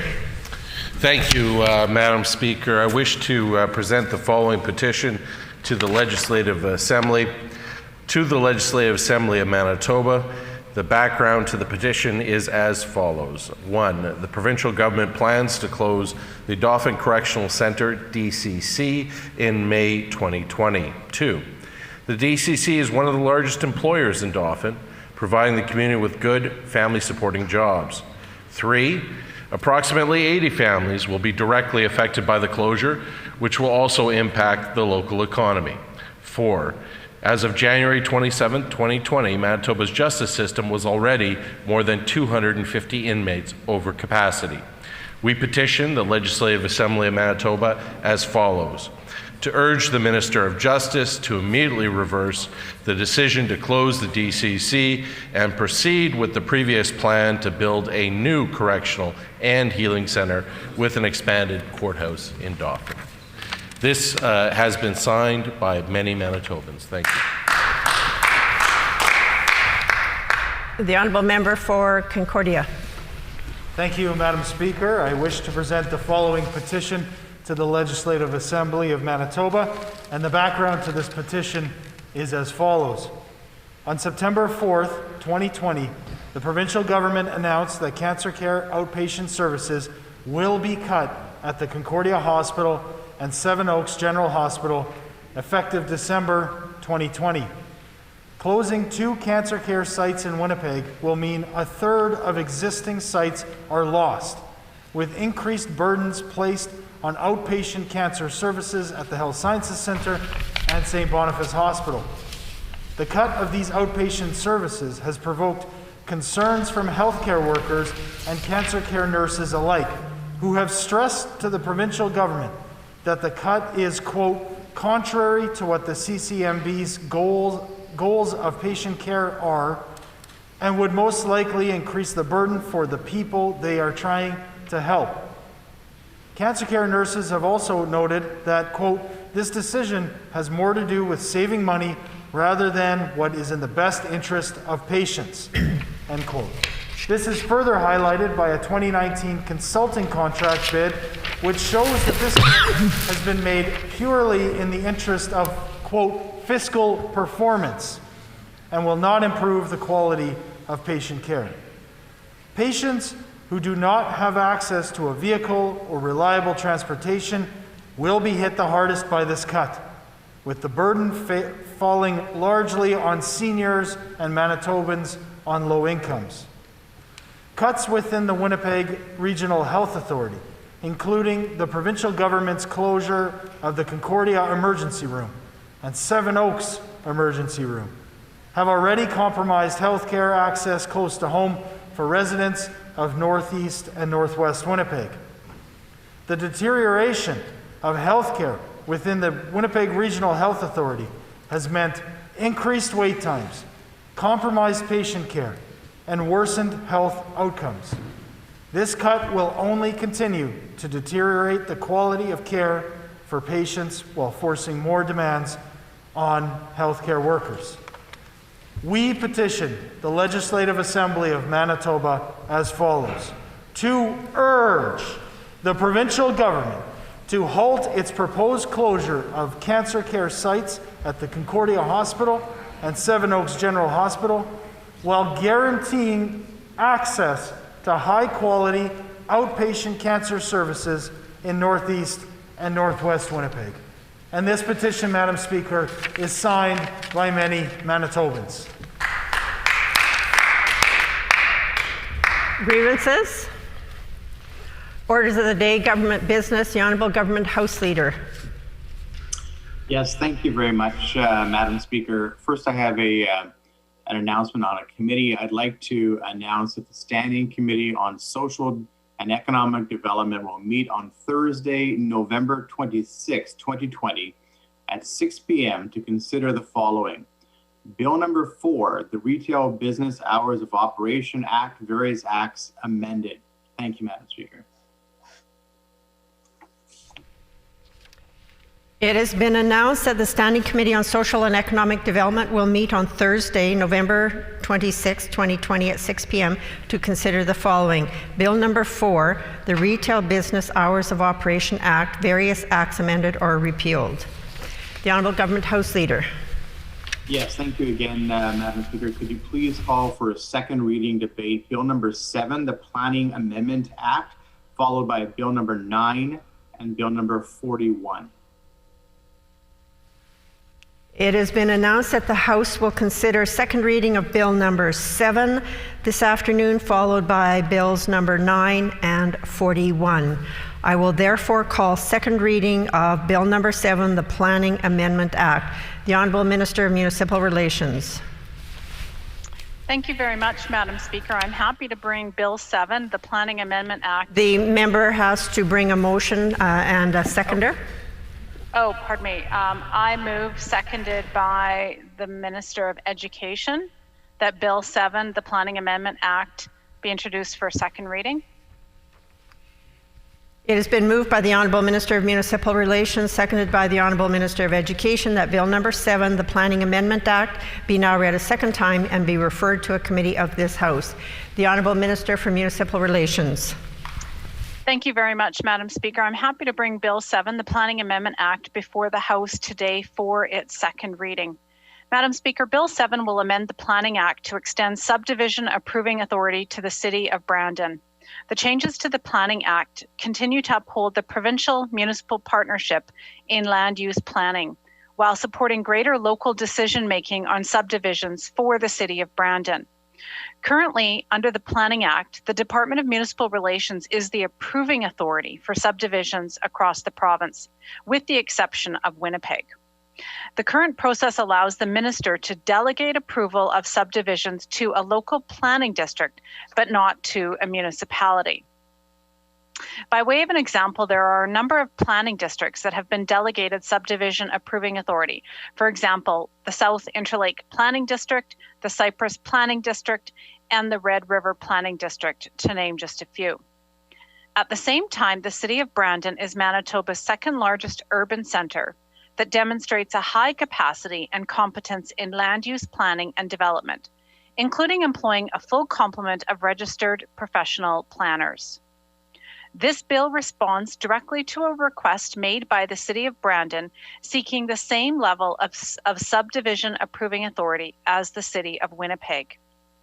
This bill will allow Brandon to maintain subdivision approving authority independent from membership in a planning district and ensure them to provide a full suite of land use planning services to their citizens. The proposed changes brings Brandon in line with the City of Winnipeg, which has also granted authority to approve subdivisions under the City of Winnipeg Charter. The province is supportive of efforts made by Brandon to strengthen their capacity and enhance good governance practices in the service of their ratepayers. Land use planning is a partnership between the province and municipalities and planning districts.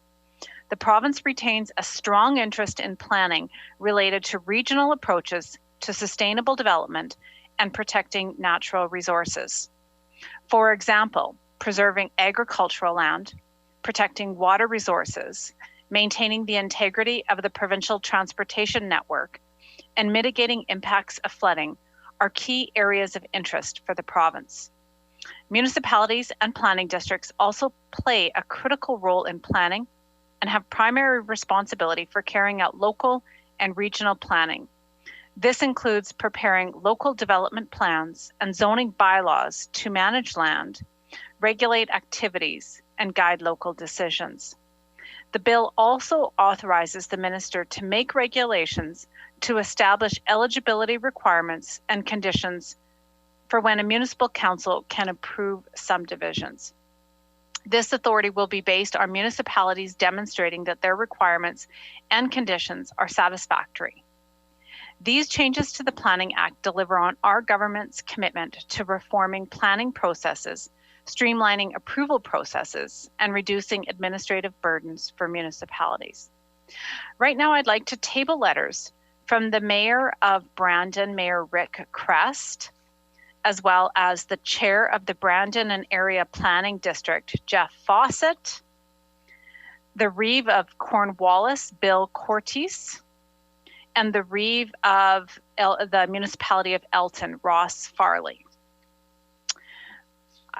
I recognize that these letters have also been sent to all members of the Legislative Assembly, and I would like to thank Mayor Rick Crest for his collaboration in working together to bring this bill forward and providing my department with information about their planning requirements. And I would also like to thank Jeff Fawcett, Reeve Bill Cortese, and Reeve Ross Farley for their collaborative efforts as well, and for their letters of support. I would like to just take a moment to reflect on Mayor Rick Crest's letter that he sent to myself as Minister of Municipal Relations, but to all MLAs within the Manitoba Legislative Assembly regarding Bill 7, asking for their support. Mayor Rick Crest writes that now that the bill has been reintroduced as Bill 7, with the hope that everything could take effect by January 1st, 2021 is his request. The effective date is 1 year later than planned, and all 3 affected municipalities have been operating on a less than ideal interim basis. The bill has the full support of the 3 municipalities as a means of streamlining and improving the planning scenario for each district. This would seem to be a legislative measure that would merit the support of all MLAs. As you may know, as Mayor of Brandon, I rarely, if ever, appeal to the collective legislature. But in the interest of seeing this process completed for the benefit of all 3 municipalities in our district, I am asking for the assistance of the House to see their way clear to offering an all-party concurrence to see the passage of Bill 7. Such a measure would clear the path for each of Elton, Cornwallis, and Brandon to properly proceed in our new planning structure and assist developers and residents with a more expeditious framework to guide them. Thank you for your consideration, Mayor Rick Crest. So with the mayor's words on the record, and as well as a few opening remarks from me, I would like to turn this bill over to the House for consideration, and I certainly hope that we can come to an agreement to fulfill the request from Mayor Crest to see this bill have an expeditious passage. Thank you, Mr. Deputy Speaker. A question period up to 10 minutes will be held, and questions may be addressed in the following sequence. 15 minutes to 10 minutes. 15 minutes. I think I got the wrong one here. Bear with me here.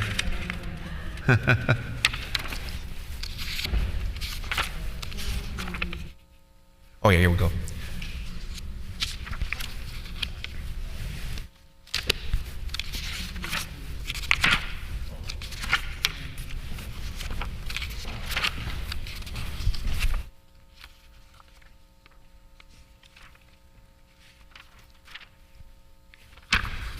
Sorry, I just... Yeah, I'm just looking at that. One second.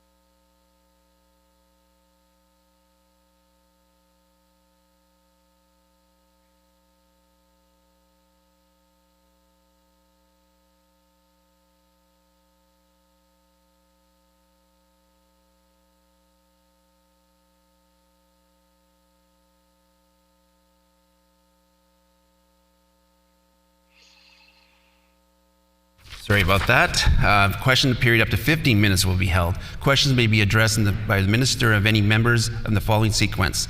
First question by the official opposition critic or designate. Subsequent question by critics and designates from other recognized parties. Subsequent questions might be asked by each independent member. Remaining questions asked by opposition members, and no questions or answers shall exceed 45 seconds. The honourable member for Concordia. Thank you very much. Thank you. Every question I could get some applause. That'd be great. Thank you very much, Mr. Deputy Speaker. So I'll just begin as a very simple question, as we often talk about. Consultation is so important. If the minister could give us a little bit more detail. She tabled the letters here that we also received from the mayor and others. But could she detail the consultation that her and her department did in anticipation of drafting this legislation? The Honourable Minister of Municipal Relations.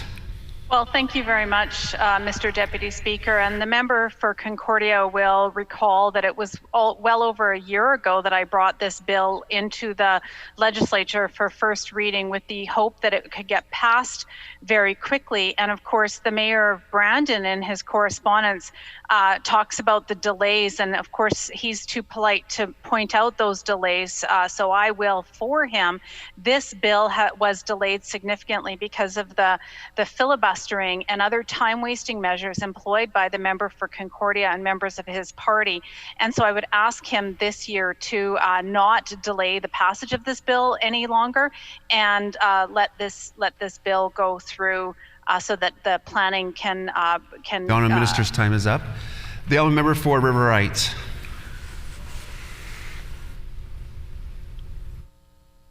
The Honourable Member for River Heights, if you take your mic off mute.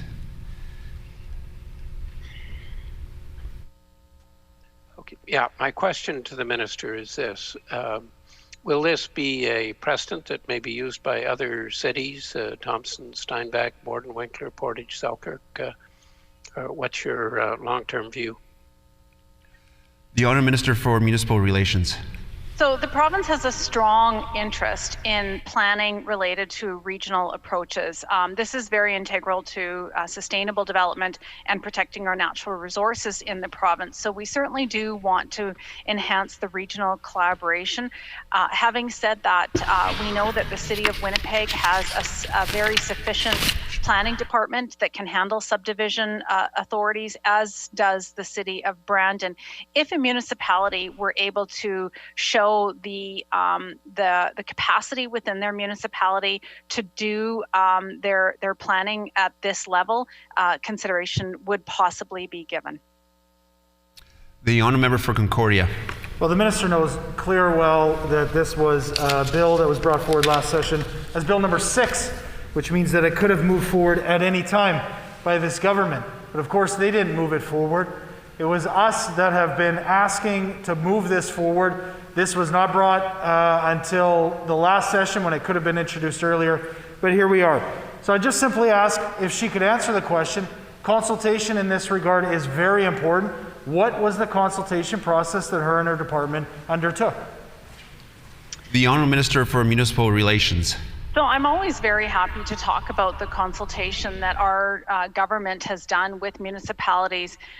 Over this past summer, I have worked very diligently, as have all my officials, in collaborating and consulting with municipalities over a number of legislative proposals and amendments before the House right now for consideration.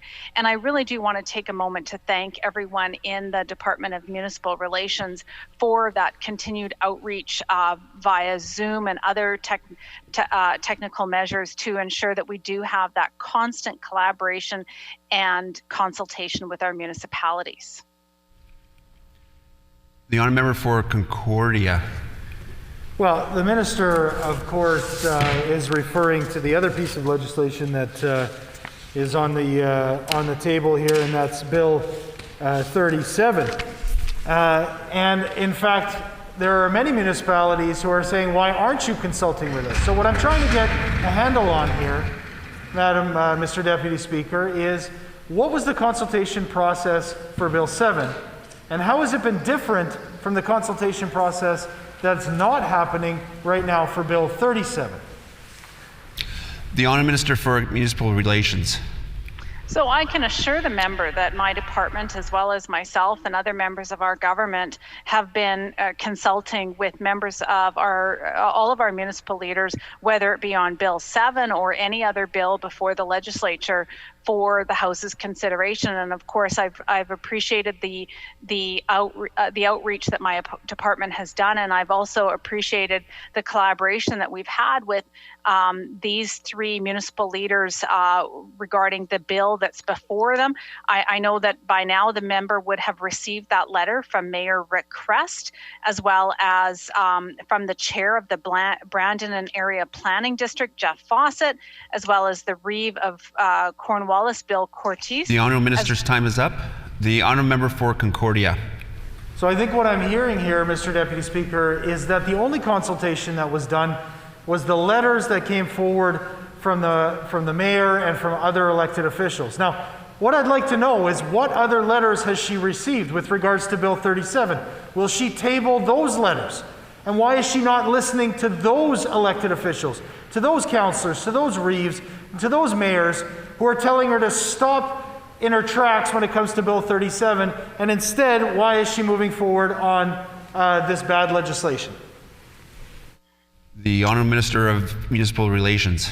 Well, I'm very disappointed to hear the member for Concordia call Bill 7 bad legislation. This bill is the creation of collaboration and consultation with our member municipalities, and is at the behest of these municipalities who have demonstrated the ability to do their planning in regards to subdivision, and will also allow them to do more expeditious land use planning. So very disappointed, and I would ask the member for Concordia to perhaps apologize to Mayor Rick Crest and others who have worked so diligently to bring this legislation this far.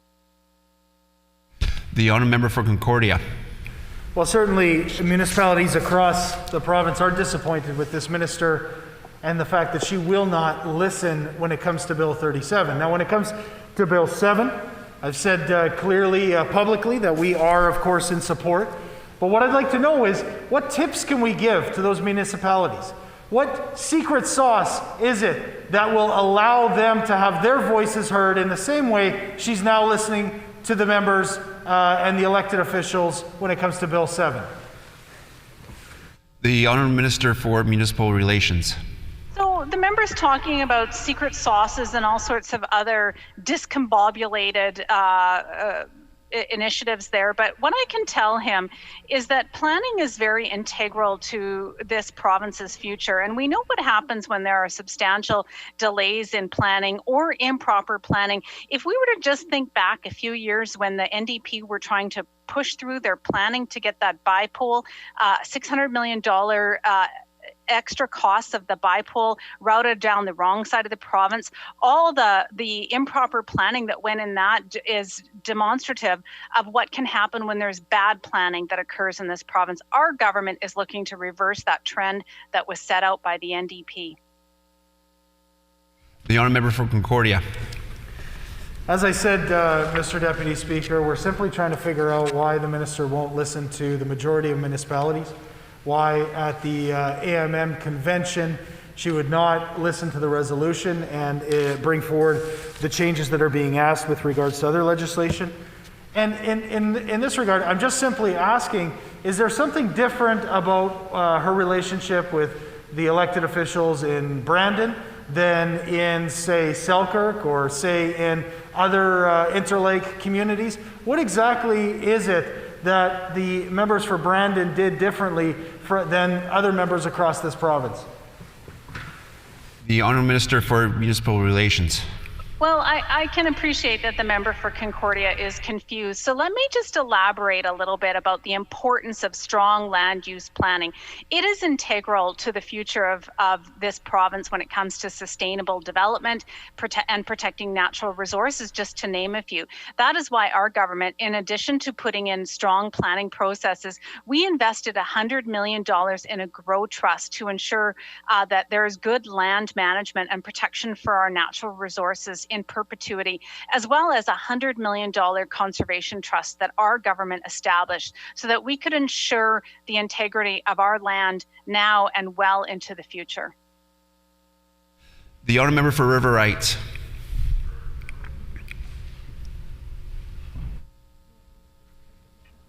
Okay. The honourable member for St. Boniface, sorry.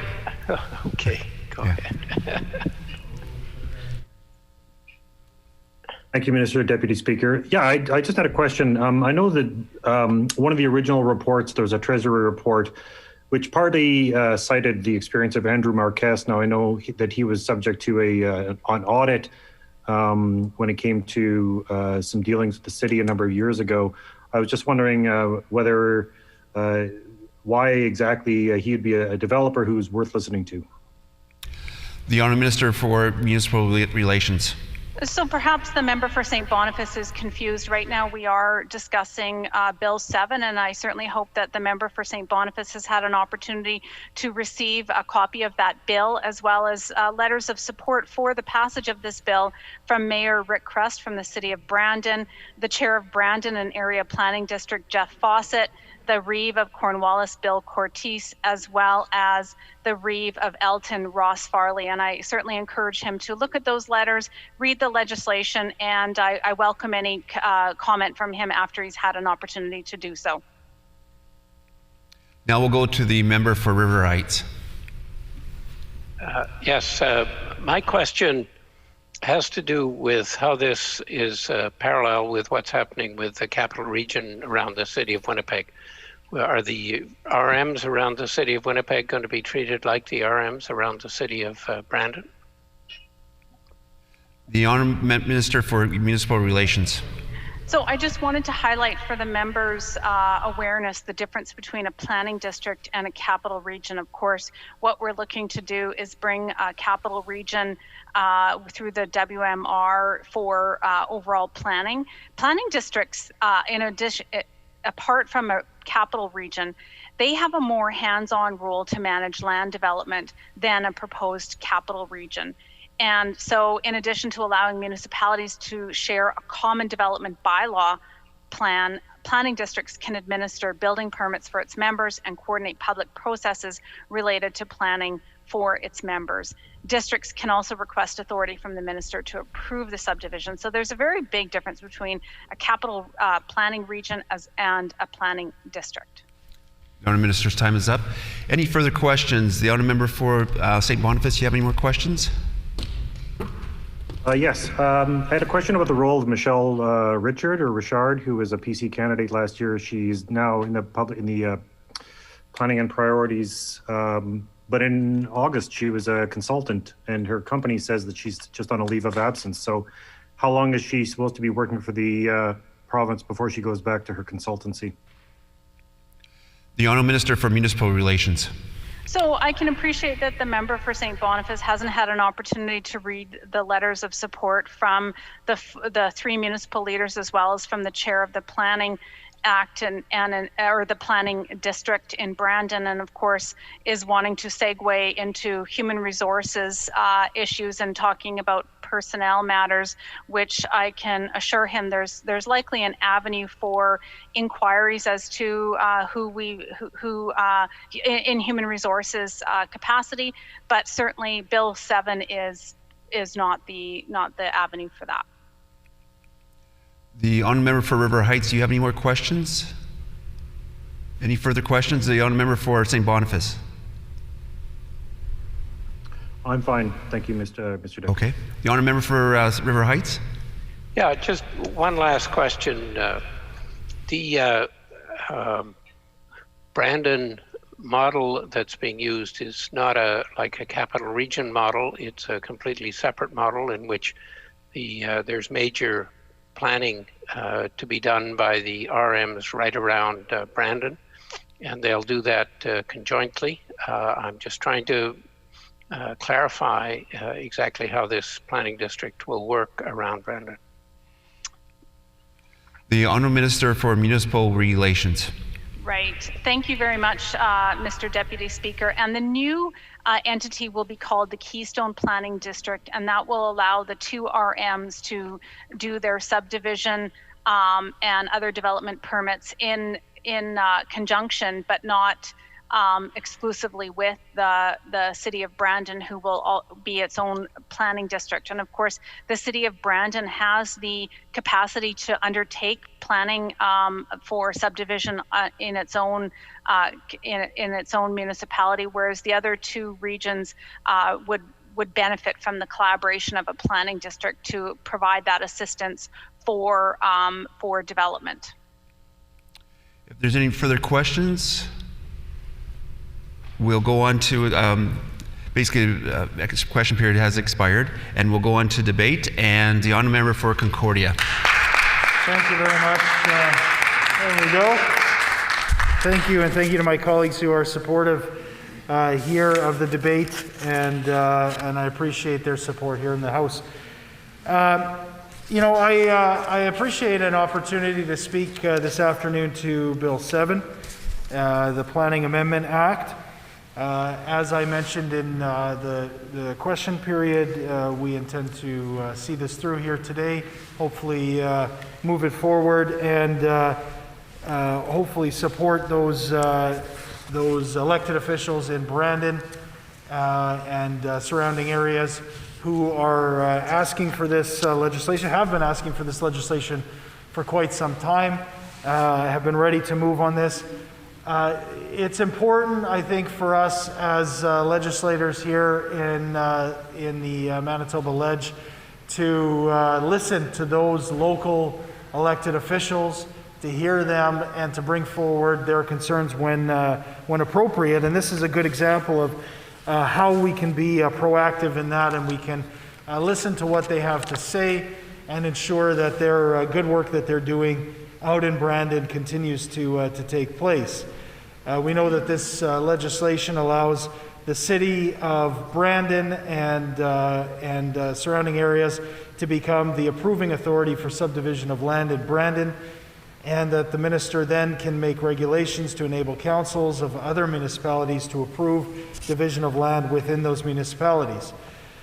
However, this will include regulations and conditions that outlay the eligibility requirements for a council to act as an approving authority. Bill 7 gives the City of Brandon the ability to approve subdivisions of land within the city. It also allows for future designation of approving authorities by regulation.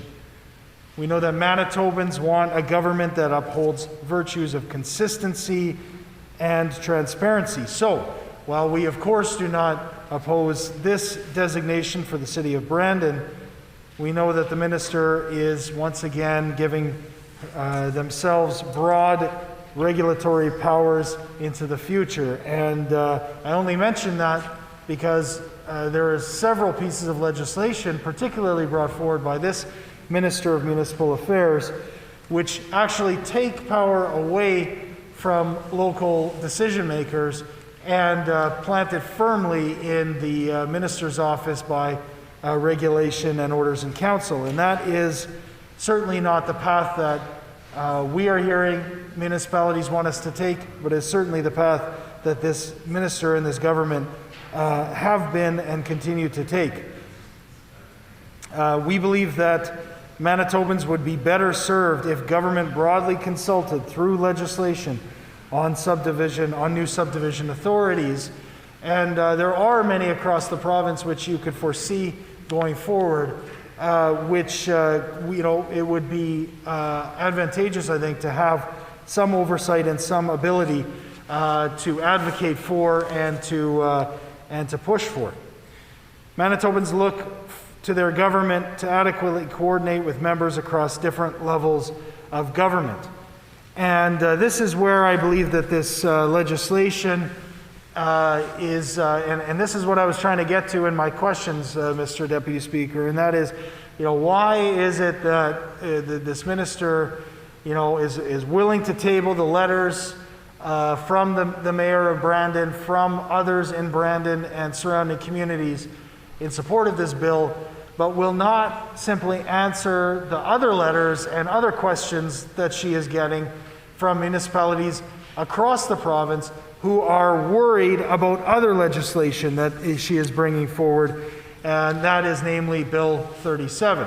I had the opportunity, as the minister did, to join in virtually, unfortunately, with AMM, the Association of Manitoba Municipalities, in their annual convention. I say unfortunately very emphatically, Mr. Deputy Speaker, because most members will know it's a great opportunity usually, not just to hear from councillors and reeves and mayors across the province, but to rub elbows, so to speak, in some really creative ways, and really get the feel for what's happening out on the ground across the province.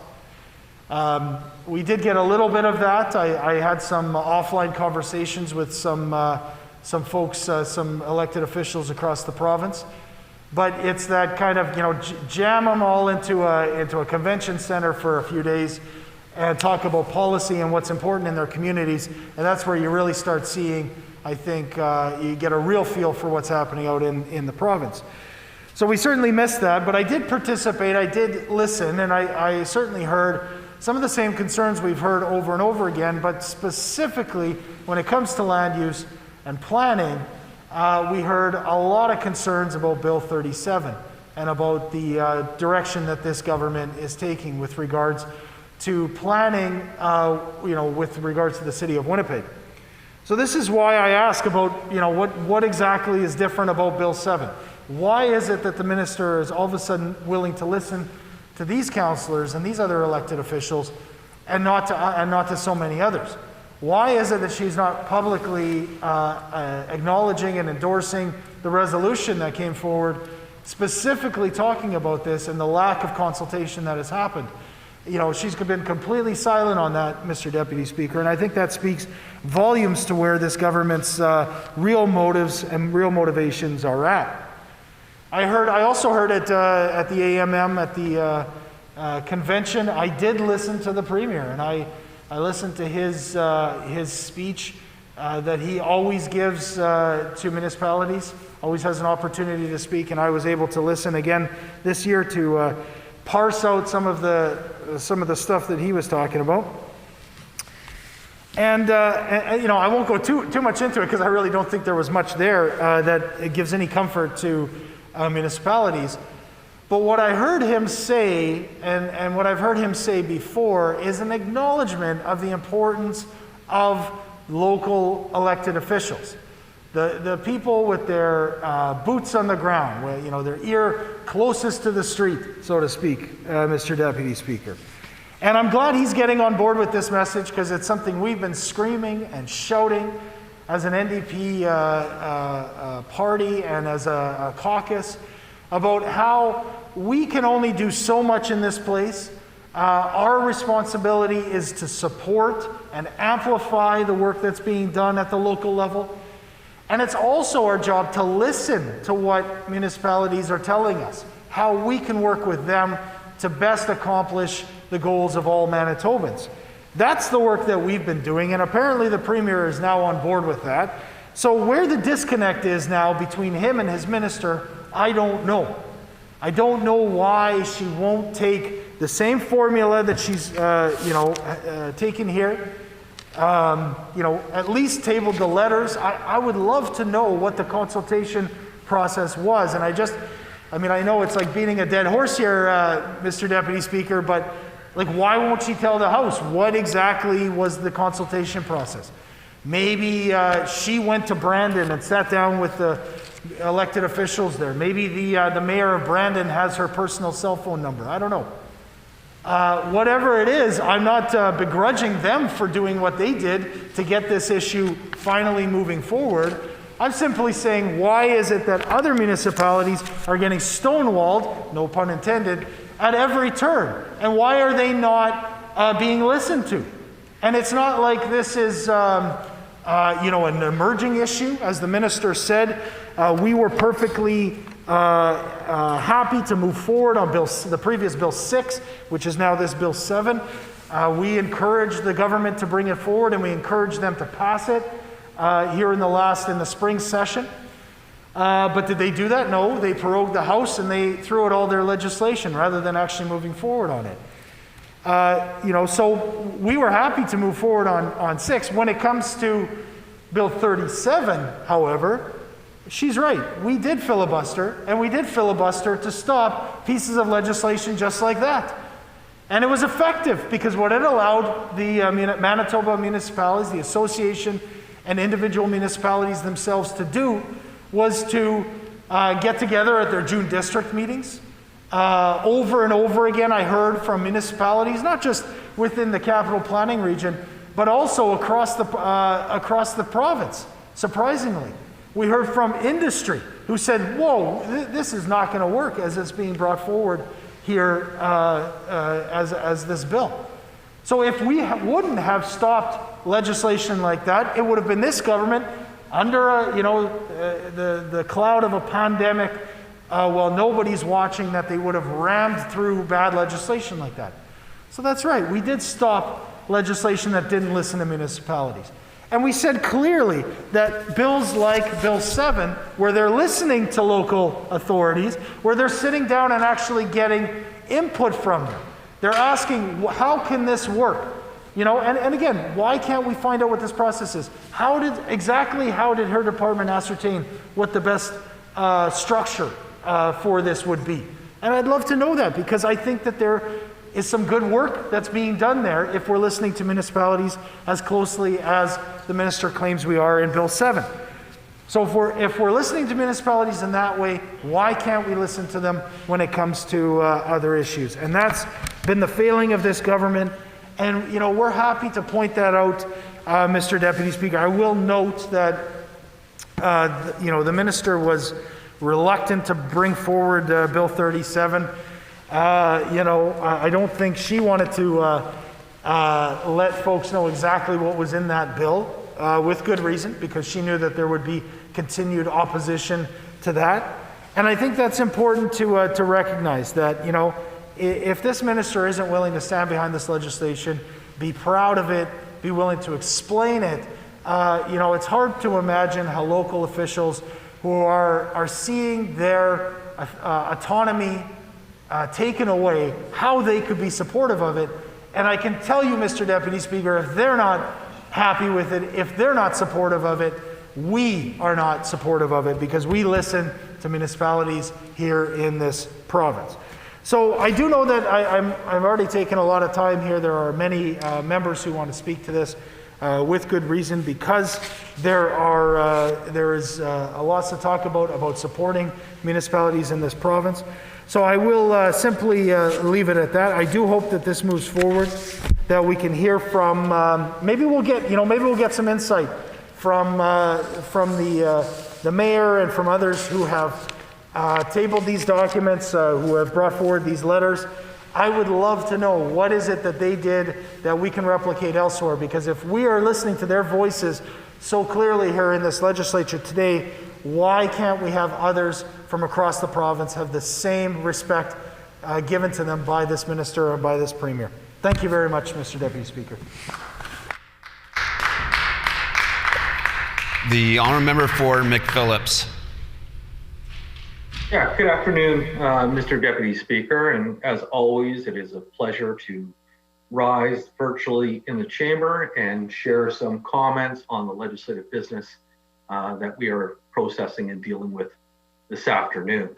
Now, at the outset, Mr. Deputy Speaker, I think it's incumbent upon all of us to remind ourselves as legislators, or remind the staff, and remind the many, many Manitobans who are listening to this audio of their legislators discussing and debating legislation that is pertinent and of value to their day-to-day lives and the lives of those elected officials who represent them on different areas. I think it's important that we remind everyone that we all need, as Dr. Rusin said, to practice the fundamentals of wearing a mask, washing our hands, keeping a respectable 6-foot distance from each other, and as been noted many times as well, to get a flu shot. So I would just like to remind all of us of that. Now, Mr. Deputy Speaker, I've learned, or I've listened with earnest the comments made by my colleagues across the way. There seemed to be a lot of confusion amongst the NDP members, and that is not too surprising. It is their state of nature is one of confusion. But we are here talking about Bill 7, the Planning Amendment Act. There was a lot of confusion, members opposite talking about different legislation and going down various rabbit holes down there. And I've never seen a member spend so much time talking about how they support a piece of legislation, but in so talking about a completely unrelated piece of legislation. It makes you wonder whether or not they actually did their homework on this legislation. I think we can also see the value in doing one's homework. The member for Concordia noted that he was interested in learning what the mayors of Brandon, the Reeve of Cornwallis, and of Elton shared with the minister. All that correspondence has been appropriately tabled, the appropriate number of copies. The member is free, and indeed all MLAs and MADMs are free to read and understand those jurisdictions' perspective on Bill 7, the Planning Amendment Act. And in fact, one would hope, or one would at least, assume that the critic would have actually done his job and picked up the phone and called the Reeve of Cornwallis, the Reeve of Elton, and the Mayor of Brandon, and ask those questions directly. Those are the individuals who are best able to share with the MLA their perspectives about Bill 7, the Planning Amendment Act. They would be able to share the fact that Brandon is indeed Manitoba's second largest city, and it is a pleasure of myself to originally grow up in the Wheat City area. Grew up just outside in the Canadian Forces Base Shiloh, and then ultimately out to Spruce Woods, and then on to Brandon. So it's always a sort of it's always nice to see Brandon being recognized in the legislature for the community that it is, and that this legislative assembly wants to respond to the city of Brandon's request that they simply be treated on par with the city of Winnipeg, which again, I'm just dumbfounded that any member opposite would not want the city of Winnipeg to be on par in terms of planning powers that, say, the city of Winnipeg would have. There was also some confusion, again, amongst the Liberal Party about the capital region versus planning districts. And again, the issue one needs to understand here is that we are discussing Bill 7, the Planning Amendment Act.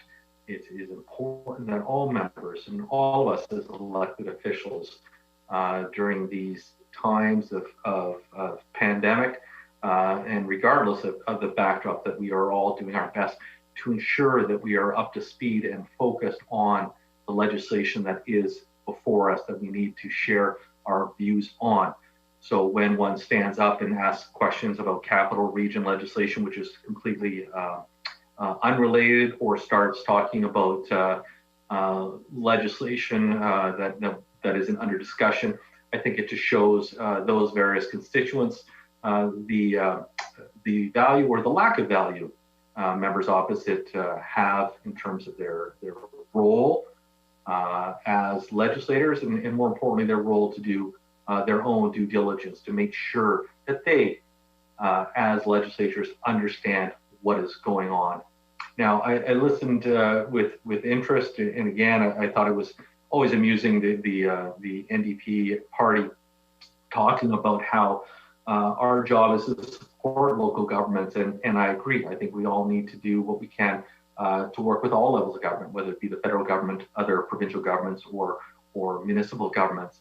But again, it's one of those classic do as I say, not as I do initiatives when it comes to members opposite. We need to only look back a few short years ago when, on the eve of an AMM convention, the NDP decided to forcibly amalgamate, literally at I think it was in the midnight witching hour, forcibly amalgamate a number of municipalities, and surprise, surprise, not even tell them. And when those same municipalities decided to express their concern, what did the NDP say in relation to it? What did they say in relation to the NDP's actions? And what did the NDP say in relation to those concerns being put forward by those same local governments that they say it is our job to support? Well, the NDP called them howling coyotes.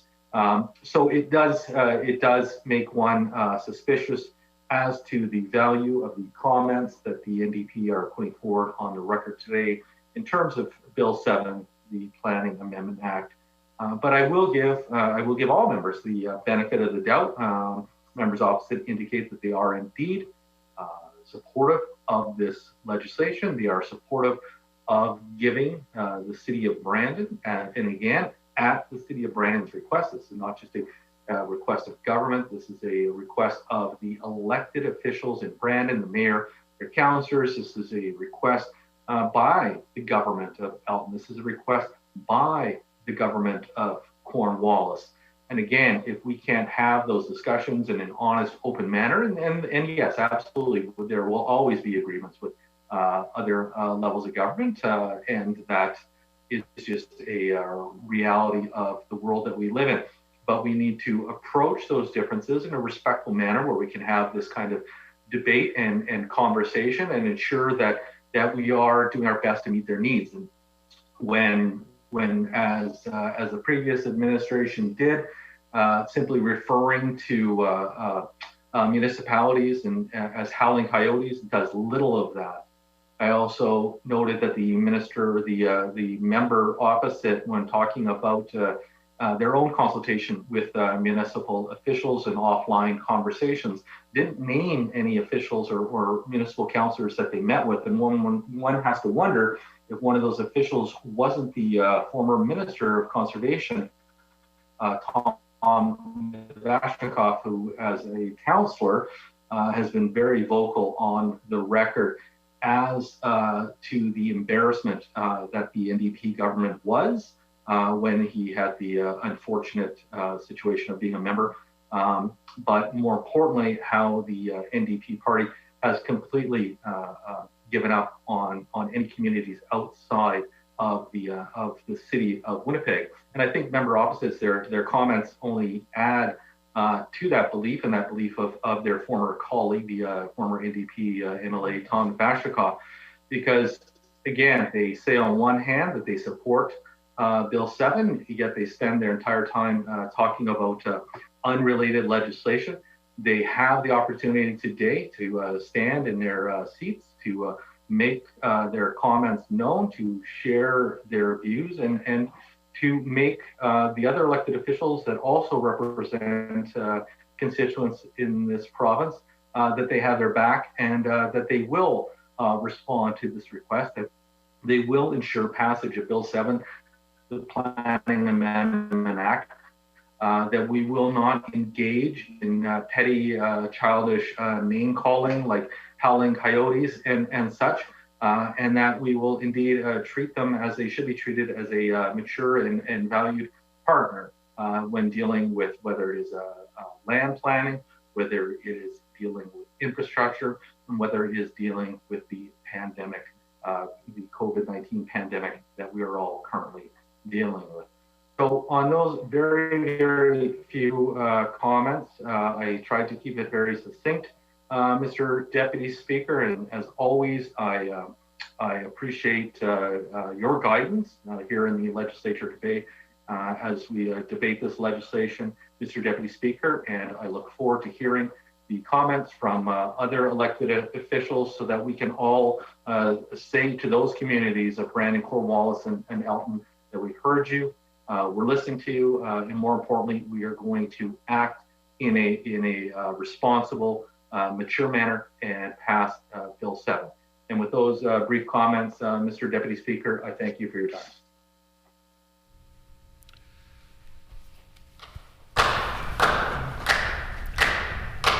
The honourable member for Transcona.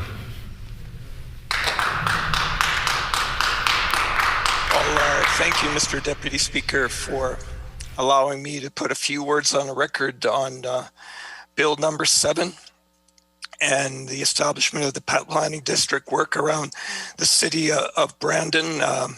This is my first delve into some of these municipal relations, and I look forward to just adding some of my comments to the debate this afternoon. Some of the pieces here is part of this bill is that the minister mentioned that they were listening to local officials when they put this bill forward, and we want to, of course, encourage that kind of dialogue throughout all the bills that will be brought forth to this legislature. I want to encourage that everyone, when they are consulting, bring in voices that aren't always the same, that aren't always similar, that sometimes provide that cognitive dissonance that we need in order to make sure that not only when we bring bills forward, but when we bring an argument for it or a debate for it, that we bring in as many voices as possible.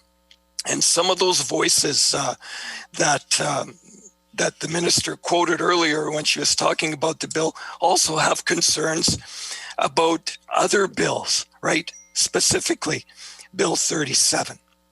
And this is what we're getting to when we talk about this government, is the consistency piece that sometimes leaves us wanting for what the direction really is. All right, because we're having these consultations, but we're only consulting when, you know what, the feedback resonates with what we feel, and not really with what all municipalities want to bring forward. I think in many cases, if we want to compare, I mean, sure, Brandon would love to be, have the same pieces that the city of Winnipeg has. But I'll tell you, Brandon does not want to be treated like the city of Winnipeg has by this provincial government. I can list just 2 things off right now, especially when it comes to support for transit and support for our own emergency services. We saw that 10 days ago with what occurred at one of our personal care homes in this city. And I can assure you the city of Brandon does not want to be treated like the city of Winnipeg has by this provincial government. And we need to be ensuring that when we bring legislation like this forward, that it is consistent with a theme that can run through a particular government's pieces. And what we're seeing as a theme that runs through some of these things is a bit of inconsistency, right? This bill that is brought forth was during question period by the member from Concordia. We're trying to understand who the minister consulted with and how this came forward, and how can that then be applied to other bills that are brought forward by this government, so that there is a consistency instead of this pick one, pick the other piece that sometimes certainly does come across. The piece around the AMM, that was my first conference the other day with this particular group. And I do want to acknowledge that the former director of the AMM was Joe Massey. Joe Massey, of course, is a Transcona person that I knew quite well growing up. And he spoke quite fondly of the AMM and the work that they've done. And so when we all know as members that organizations like the AMM are important in helping us develop policy to bring bills forward, then we have to be consistent in how we deal with the AMM and other lobby bodies and groups that have an interest in legislation, such as Bill 7.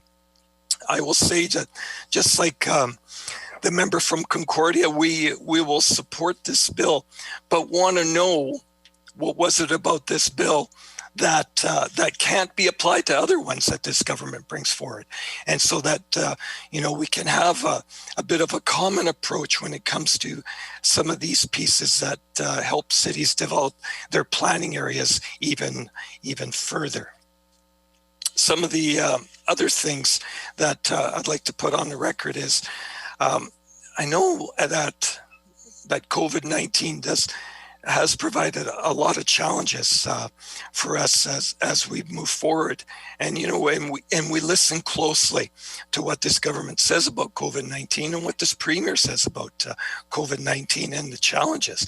And some of the pieces that we have a little bit of difficulty with is when we talk about Team Manitoba, I mean, we're only part of this team if we kind of parrot what the leader wants to say. And of course, we don't want that to happen, because we need to have some different voices. And like I said earlier, bring a little bit of cognitive dissonance to the debate. So bills like Bill 7, like I said, we will certainly will support. And we'll continue to ask questions around the pieces of how can bills like this continue to be brought forward that have a little more consensus. Thank you, Mr. Deputy Speaker. That concludes my remarks.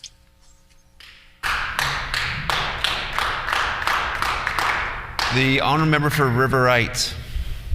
Yeah, thank you, Mr. Deputy Speaker. I want to just put a few words on the record here.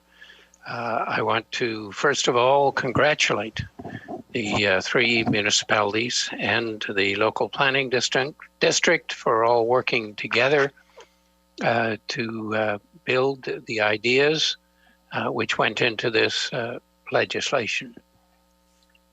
I think this is important that we have various municipalities able to work together. The city of Brandon and the area around the city of Brandon are a really important part of our province. Brandon has grown significantly over the last 2 decades. And I just want to make sure that I extend my congratulations in this respect to those in the city of Brandon, and wish them well in the years ahead. I think it is important that we received letters from Bill Cordes, the Reeve of the RM of Cornwallis, from Russ Farley, the Reeve of the RM of Elton, from Rick Crest, who's the mayor of Brandon, and from Jeff Fawcett, who's with the chair of the Brandon and Area Planning District. The structure which is being proposed and has come out of the collaborative effort allows for more independence of Elton and Cornwallis in making their decisions, but continues to have a close working relationship between the 3 municipalities. I think this is a good basis for moving forward. We're happy to support this bill. I want to put on the record, the member for McPhillips was disparaging about my questions in relationship to comparing Brandon to the city of Winnipeg. Brandon has a very strong future ahead and may one day grow to be what the size of the city of Winnipeg is now. But it is important as we look around the structures of various planning bodies that we understand the similarities and differences of different planning bodies and the differences and similarities between capital region planning and the planning around the area of Brandon. And one of the reasons for asking those questions was to get on the record the minister talking about her view of what the similarities and differences are. This vision for what should be happening is pretty important in terms of it can be something that's referred back to in the future as the evolution of planning in Manitoba continues. So I will close by congratulating Rick Crest, Jeff Fawcett, Ross Farley, and Bill Cordes, and the citizens of the 3 municipalities, and wish them all well. We will support this legislation. We think it's a good step. We think it's good to have this kind of collaboration. Thank you. The honourable member for St. Vital. Oh, well, thank you, Mr. Deputy Speaker. It's great to have an opportunity this afternoon to speak to this bill and to elaborate on some of the comments that my colleagues have made earlier in the day. I do want to begin just to talk a little bit about a little surprise I had with just hearing this members speak. The members speak in regards to this bill. I was expecting to hear first and foremost from our members from the Brandon area. I thought that they would have been up and speaking loudly about this bill if this was something that they were very positive about. I thought that one of the members from Brandon East or West would have been first up to speak in favor of this, but surprised not. Maybe they'll be up right after me, which is just fine. I thought that was surprised. And so I wanted to extend the thought of comments from the member from Concordia when he was asking the minister rightly about consultation when it comes to this bill. And I would at least have hoped that the minister would have consulted with the members from Brandon about the bill. I think that would have been fair, and maybe she has, but she didn't explain that. And I think that it goes to ensuring that these sorts of bills have the proper review and the proper care when it comes to the local constituents in Brandon. I recognize that has support from the mayor and the letter that the minister mentioned. I think it's also important that local MLAs are also part of that decision-making process, as that's essential part of our democracy, that all members have the ability to voice the concerns of their constituents. And so I hope that was certainly part of the consultation process. And if one of the members from that Brandon area want to speak after me, I would encourage them to detail some of those conversations and some of that consultation with the House, and so that we're all well aware that this bill is going through a very clear, concise, and accurate, thought-out review process. As this bill is to do with a lot of planning, I think it's important that we consider the track record of planning when it comes to this government. We're looking at specifically what's happening with Brandon in this bill and the Brandon land use and planning. But planning isn't limited to just one area. When it comes to proper planning, you have to look at a whole host of areas. And in fact, it's important to look at the track record of the decision makers who are putting forth good plans. And if we look at, for example, plans in healthcare, well, we know what happened there. A few years ago, the government set forward a plan to make changes into healthcare. They made some cuts and reductions. And as a result, we're put in a situation right now where when we need our healthcare resources the most, during a time of incredible, difficult strain, the plans were not put into place to protect Manitobans, to keep them safe, to in fact prevent some of the spread of COVID that we're seeing. And that is due to planning that was amiss in our healthcare area. Let's look at an area such as education. Well, we know that we had a smaller classroom size policy in the past, where classrooms had to be of a lower capacity.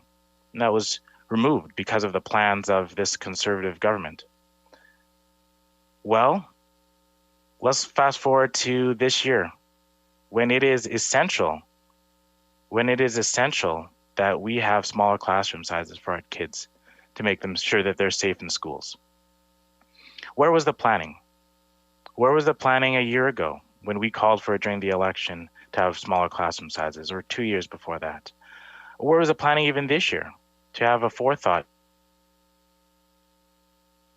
to ensure our September school year, instead of hastily trying to hire more students in the middle of the school year, more teachers in the middle of a school year? Now, this all goes to the planning that is just talked about in Bill 7, that this government failed to plan equitably for our healthcare. They failed to plan again in education.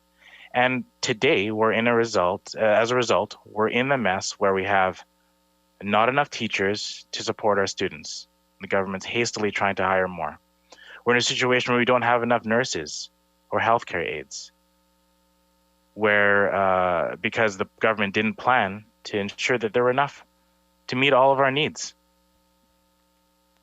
Now, it's not simply because they didn't have the foresight. This pandemic was here in our province since March. It's not even necessarily because there weren't enough people to be interested in some of these areas. We know, in fact, that there were folks who are trying to get into post-secondary institutions in nursing programs, and there wasn't the funding available from this province to actually hire nurses to support our critical healthcare. Now, this is just simply poor planning. And if this government can't be trusted to plan in terms of keeping us all safe, then how can it be expected to plan properly as it's describing in Bill 7? Now, again, there wasn't just for lack of, it's hard to find nurses, or hard to find healthcare aides, or hard to find other people to fill some of these jobs that are so desperately needed right now in the emergency that we're in. Our unemployment rate is still very high. There are still people who are looking for work. Throughout the summer and the spring, we had record high unemployment levels, and these people were desperately looking for work.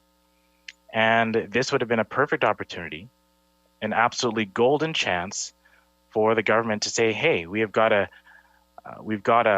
group of folks who are looking for work. And at the same time, we've got a huge demand for resources. Let's take this opportunity to retrain some of these folks in healthcare, in the proper testing and the ability to conduct tests, in the process of maybe being contact tracers or other needed critical supports that we're looking for right now. The planning wasn't done by this government. They failed in that regard. And now they're come around and say that, we should be very supportive of this Bill 7. Well, let's take the whole picture and see how this government plans. And when we take the totality of it all together, we see a failing grade.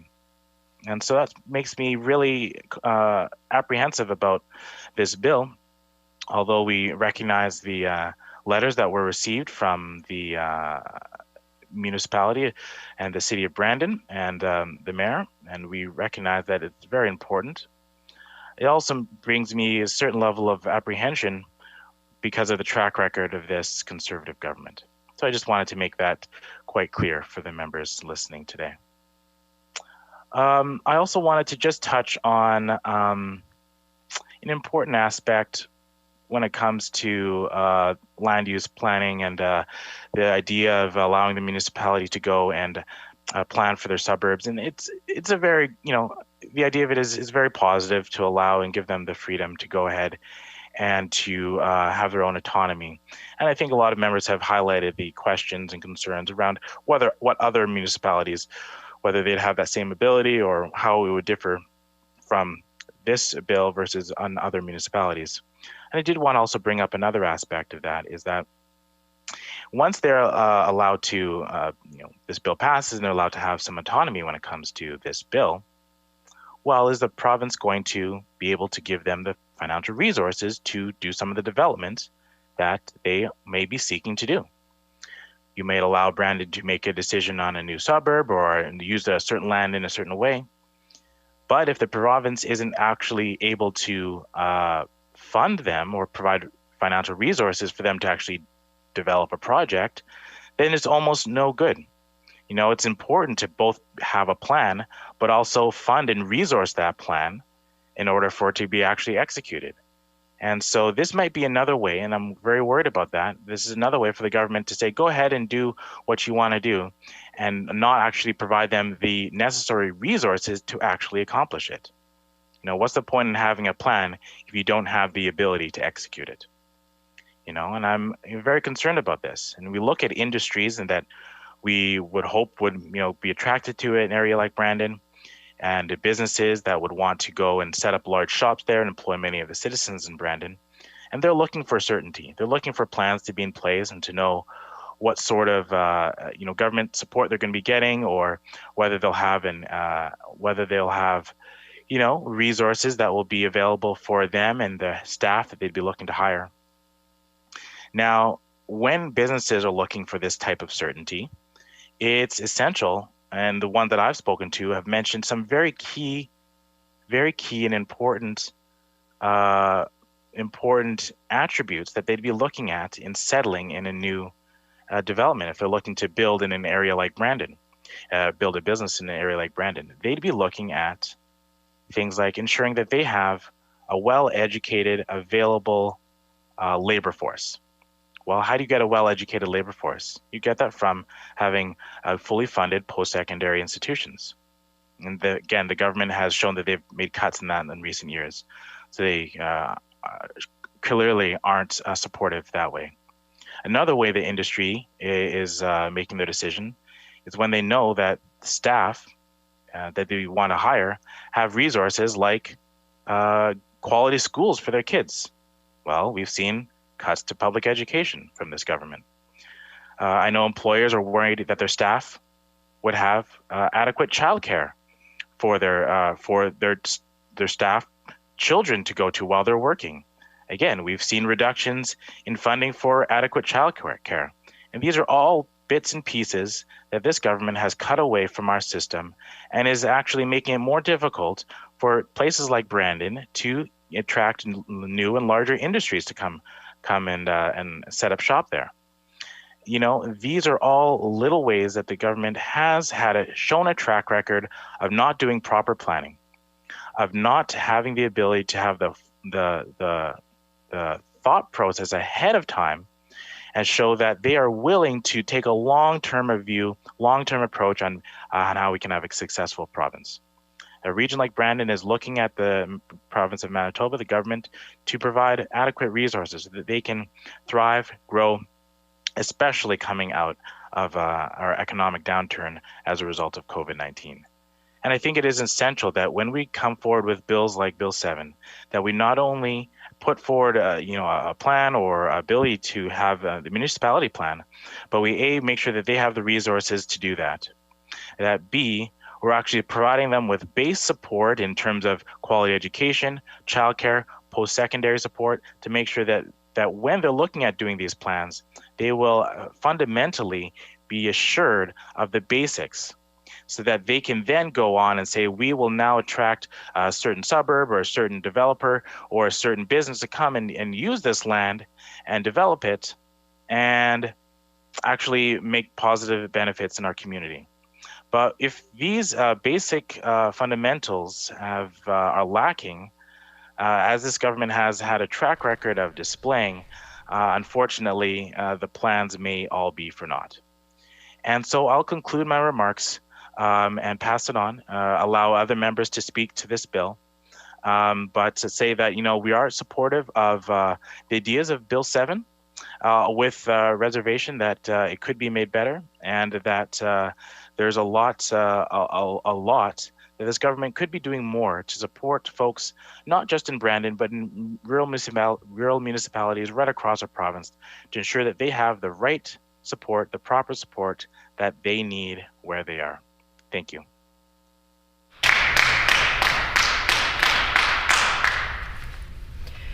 The Honourable Leader of the Official Opposition.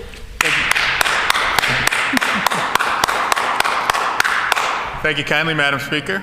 I'm happy to rise today to put a few words on the record about the city of Brandon and the surrounding region in the Westman part of the province. Earlier this summer, I was very proud to take in an event at Brandon City Hall that I think really speaks to the content of this bill today, the spirit of the legislation perhaps, if not necessarily the exact text. Now this event was the flag raising for the flag of the Sioux Valley Dakota Nation being raised at Brandon City Hall.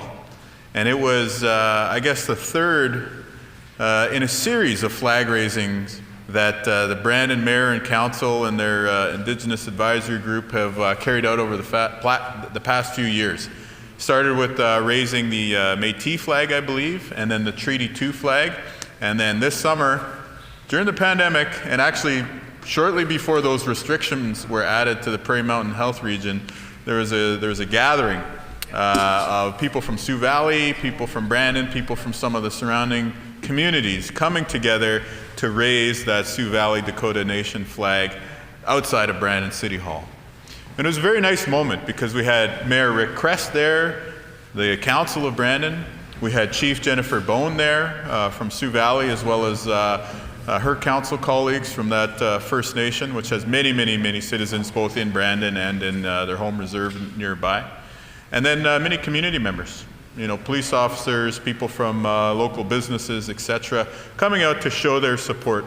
And that was really nice to see everybody coming together and realizing that we have to work together in good times. And definitely, when it comes to fighting the pandemic, we have to work together to defeat this common enemy as well. And sometimes it takes a little bit of adversity for us to realize how connected, in fact, we are. So that was a really, really nice moment of community.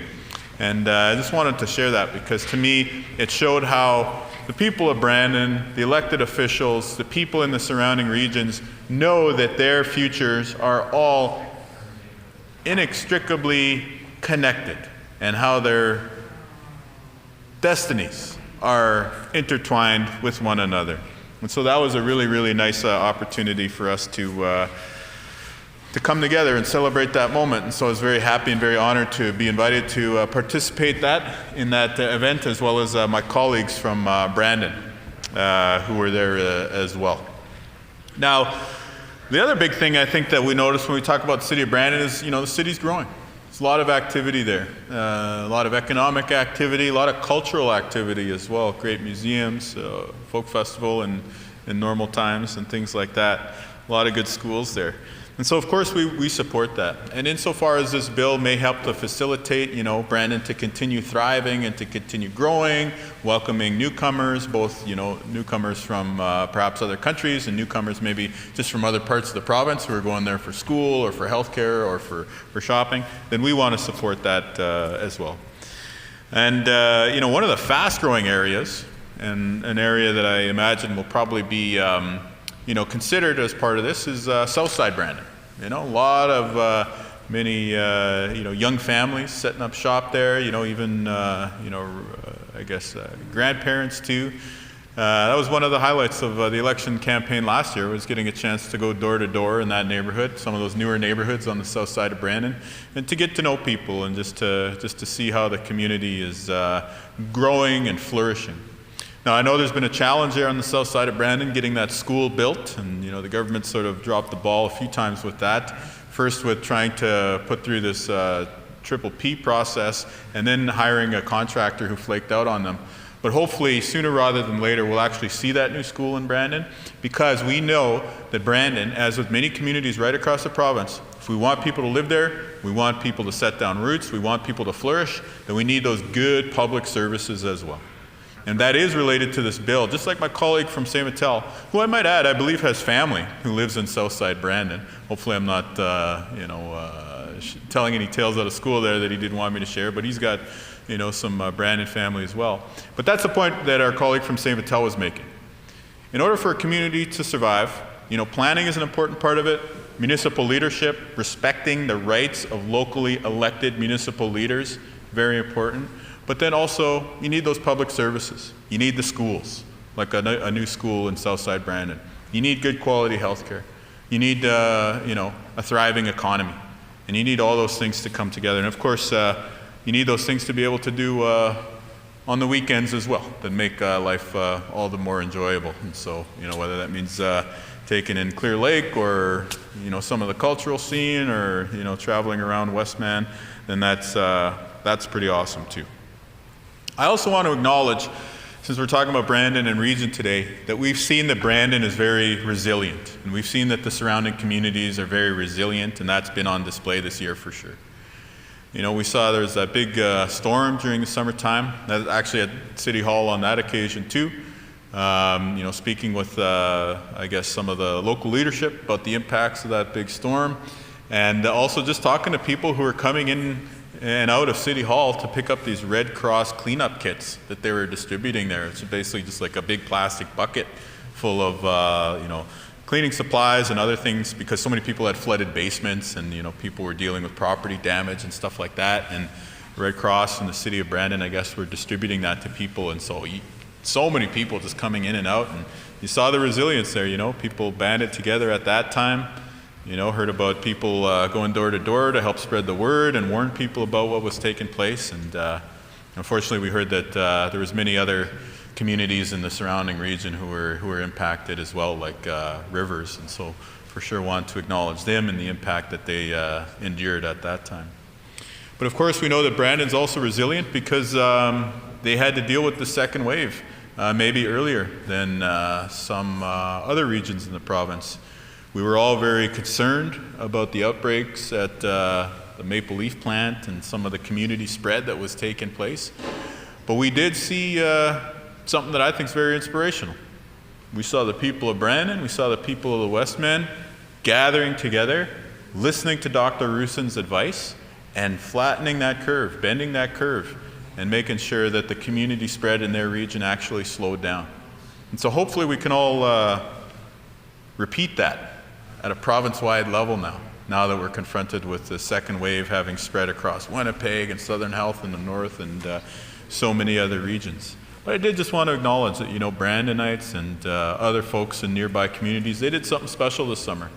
I'm sure none of them were happy to see COVID in their communities, and there's nothing good about that. But the response of folks in the region is something that I think we have to acknowledge. I also know that the post-secondaries in Brandon are an important part of the future. Today we praise the good work of Assiniboine Community College, which of course, you know, serves other communities, you know, the Parkland campus, you know, operation here in Winnipeg, but I think rightfully so, we do associate ACC with Brandon as being their main operation. And they're doing good work. And so we would like to see the government support that proposal that they have for more seats for nursing programs. We all want to see more nurses working at the bedside, so let's see the investments take place to make that necessary. Similarly, Brandon University doing a lot of good work educating young people, presumably a lot of those families in Southside Brandon and maybe new subdivisions that may result from this bill. They're going to raise kids that they want to see go to ACC, that they want to see go to BU, and then take that successful step onto their careers afterwards. And so we definitely support all of that work. And really, I guess, what this bill is trying to facilitate, if I understand the government's intention correctly, is to actually just make possible what the goals of Brandon and some of the surrounding communities are, and the goals that they have set for themselves, which is essentially to be the hub for the region, to be the hub for the Westman, to be the hub also for some of those parkland communities as well. And so if we can support that, if we can support making Brandon a hub for the region, I think that's a laudable goal. That's a very important goal. We can help make sure that the community can thrive and continue to flourish, that we can continue to bring people into the region, and we have those draws that would make them want to move there or at least travel there on occasion. And so those things, it means having strong health care. We need to have that hospital properly resourced. You know, the dispatch that happens on the same campus there to dispatch EMS around the province, we know that has to be properly resourced. We need to have the post-secondaries to have all the resources and you know, the seats necessary to train people to work in those good jobs, whether that's in ag or value-added related manufacturing, whether that's in healthcare, whether that's in the education system. We got to see all of those investments flourish, because it's all part of one big shared vision. And in order for us to ensure that Brandon has what it needs, you have to put in some legislative changes from time to time, regulatory changes to allow the local officials. But you also have to make the investments to allow the local officials to implement their plans. And you got to make the investments to ensure that the families can get everything that they need in the region. And so certainly we want to see the healthcare flourish, we want to see the education system flourish, and of course we want to see the economy flourish. And so we did hear from local officials and some other representatives who are very much in favor of this bill, and so we're happy to listen.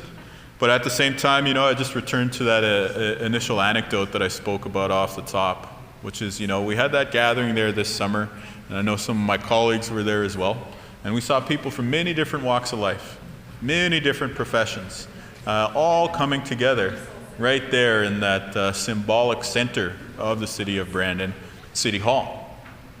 And they were celebrating, I think, an achievement for one part of the community, but I think they recognized that it wasn't just a victory for that one part of the community, it was a victory for everybody. And so hopefully we can keep that in mind as we work together to make it through this pandemic and start laying down the foundation of future plans which will benefit everybody in the province of Manitoba. Again, a rising tide lifts all boats. We do the planning right. We make sure the healthcare is properly resourced. We make sure that the post-secondary education system is strong. That's going to benefit everybody. That's not just a victory for the healthcare system. That's a victory for all of us. That's not just a victory for the education system. That's a victory for all of us. And so that's what we want to do on this side of the House, Madam Speaker. And I'm sure that's what all Manitobans want to see happen. Want to see a province that works for all of us in Manitoba. And so I just wanted to take the opportunity to put a few words on the record regarding Brandon and, of course, the piece of legislation that we're deliberating on here today. Thank you. Miigwech. Merci. The Honourable Member for Burrows. Thank you, Madam Speaker. Can you hear me? Yes, we can. Okay. Thank you, Madam Speaker. I appreciate the opportunity for putting a few words on record regarding Bill 7 and especially Brandon. I have a special connection with Brandon, and I would start with saying that I love Brandon. I've been in Brandon for a few months in 2014, even before joining Manitoba Agriculture. I was working as a research technician at a research farm in Minto, which is 30 minutes drive south of Brandon.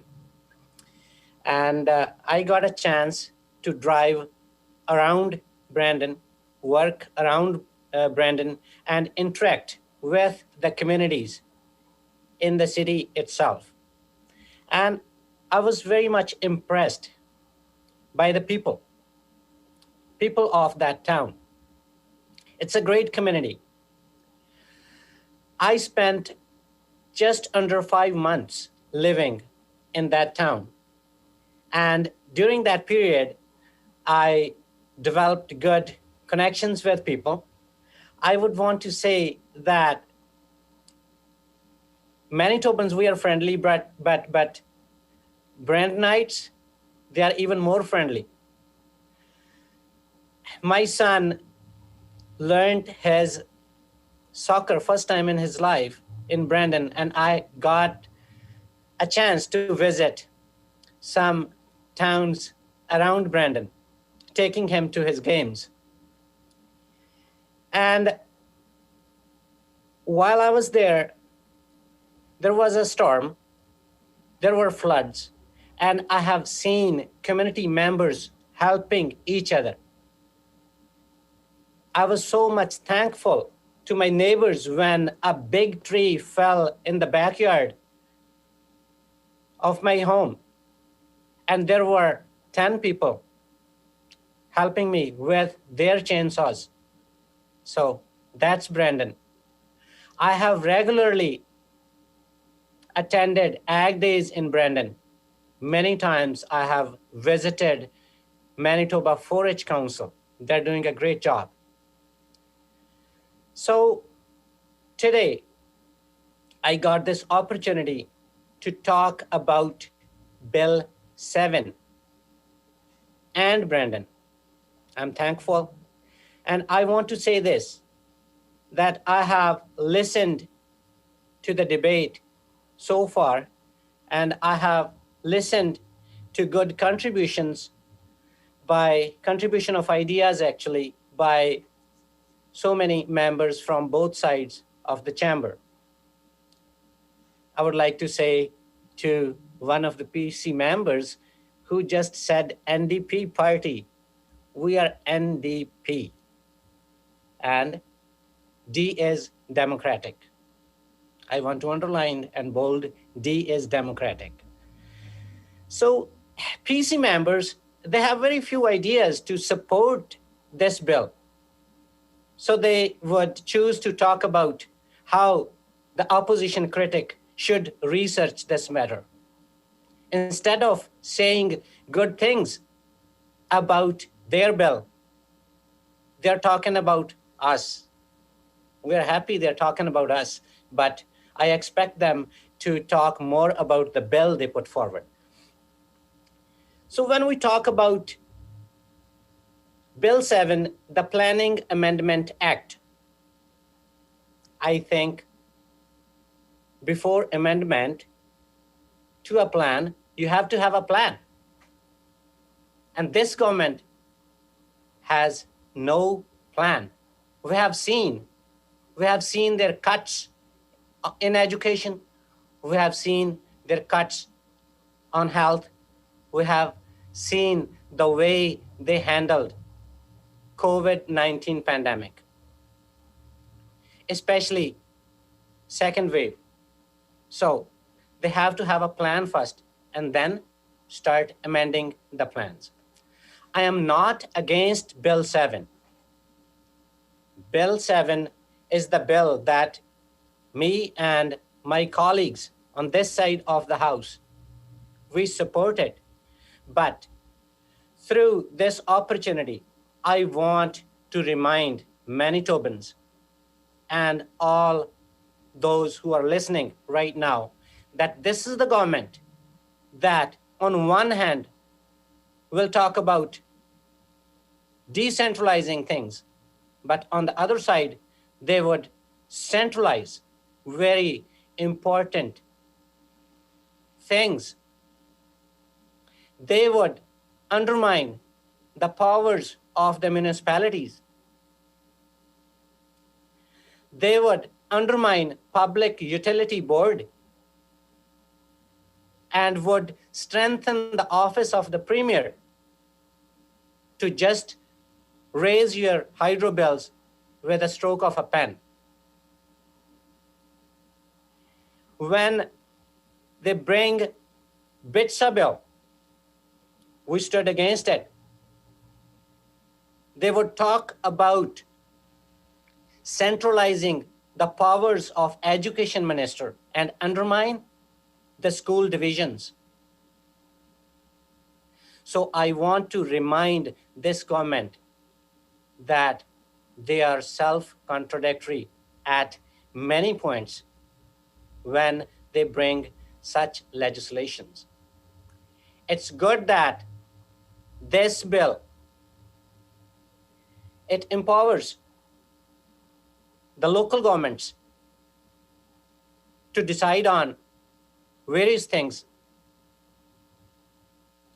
I'm happy that it gives the authority for subdivision of land in Brandon, and we support this. But this bill also talks about the minister who may make regulations to enable councils of other municipalities to approve division of land within those municipalities. However, this will include regulations and conditions that outlay the eligibility requirements for a council to act as an approving authority. And again, we didn't hear the details of these regulations. This bill also gives City of Brandon the ability to approve subdivisions of land in Brandon, and it also allows the future designation of approving authorities by regulation. Manitobans want a government that upholds virtues of consistency and transparency. While we don't oppose Brandon's designation, the minister is handing themselves broad regulatory powers in the future. Manitobans would be better served if the government broadly consulted through legislation on new subdivision authorities. Manitobans look to their government to adequately coordinate with members across different levels of government, and their hope is in good faith. But it seems the Premier and his government does not know how to foster good relationships with municipal governments. Unfortunately, the Pallister government has only made things harder for our communities and municipal leadership. I've been contacted by a few members from the Interlake, and they complain about this government taking away the local government powers about making decisions about gravel pits, quarries. They were very upset when the decisions made by the local governments were turned down, changed, overpowered by this government at the central level. Once again, I want to remind this government that decentralization is good to empower the local municipalities, but this government failed to empower local municipalities by failing to fund them properly, by failing to bring legislations that empower them.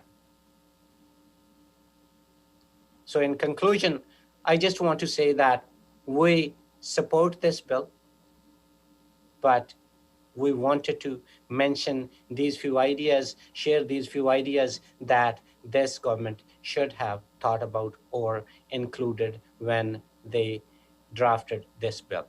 Thank you, Madam Speaker.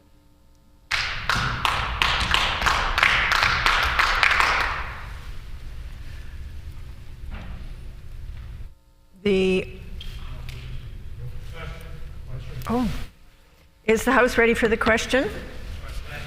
The question before the House is second reading of Bill number 7, the Planning Amendment Act. Is it the pleasure of the House to adopt the motion? Agreed? Agreed. Agreed and so ordered. I declare the motion carried.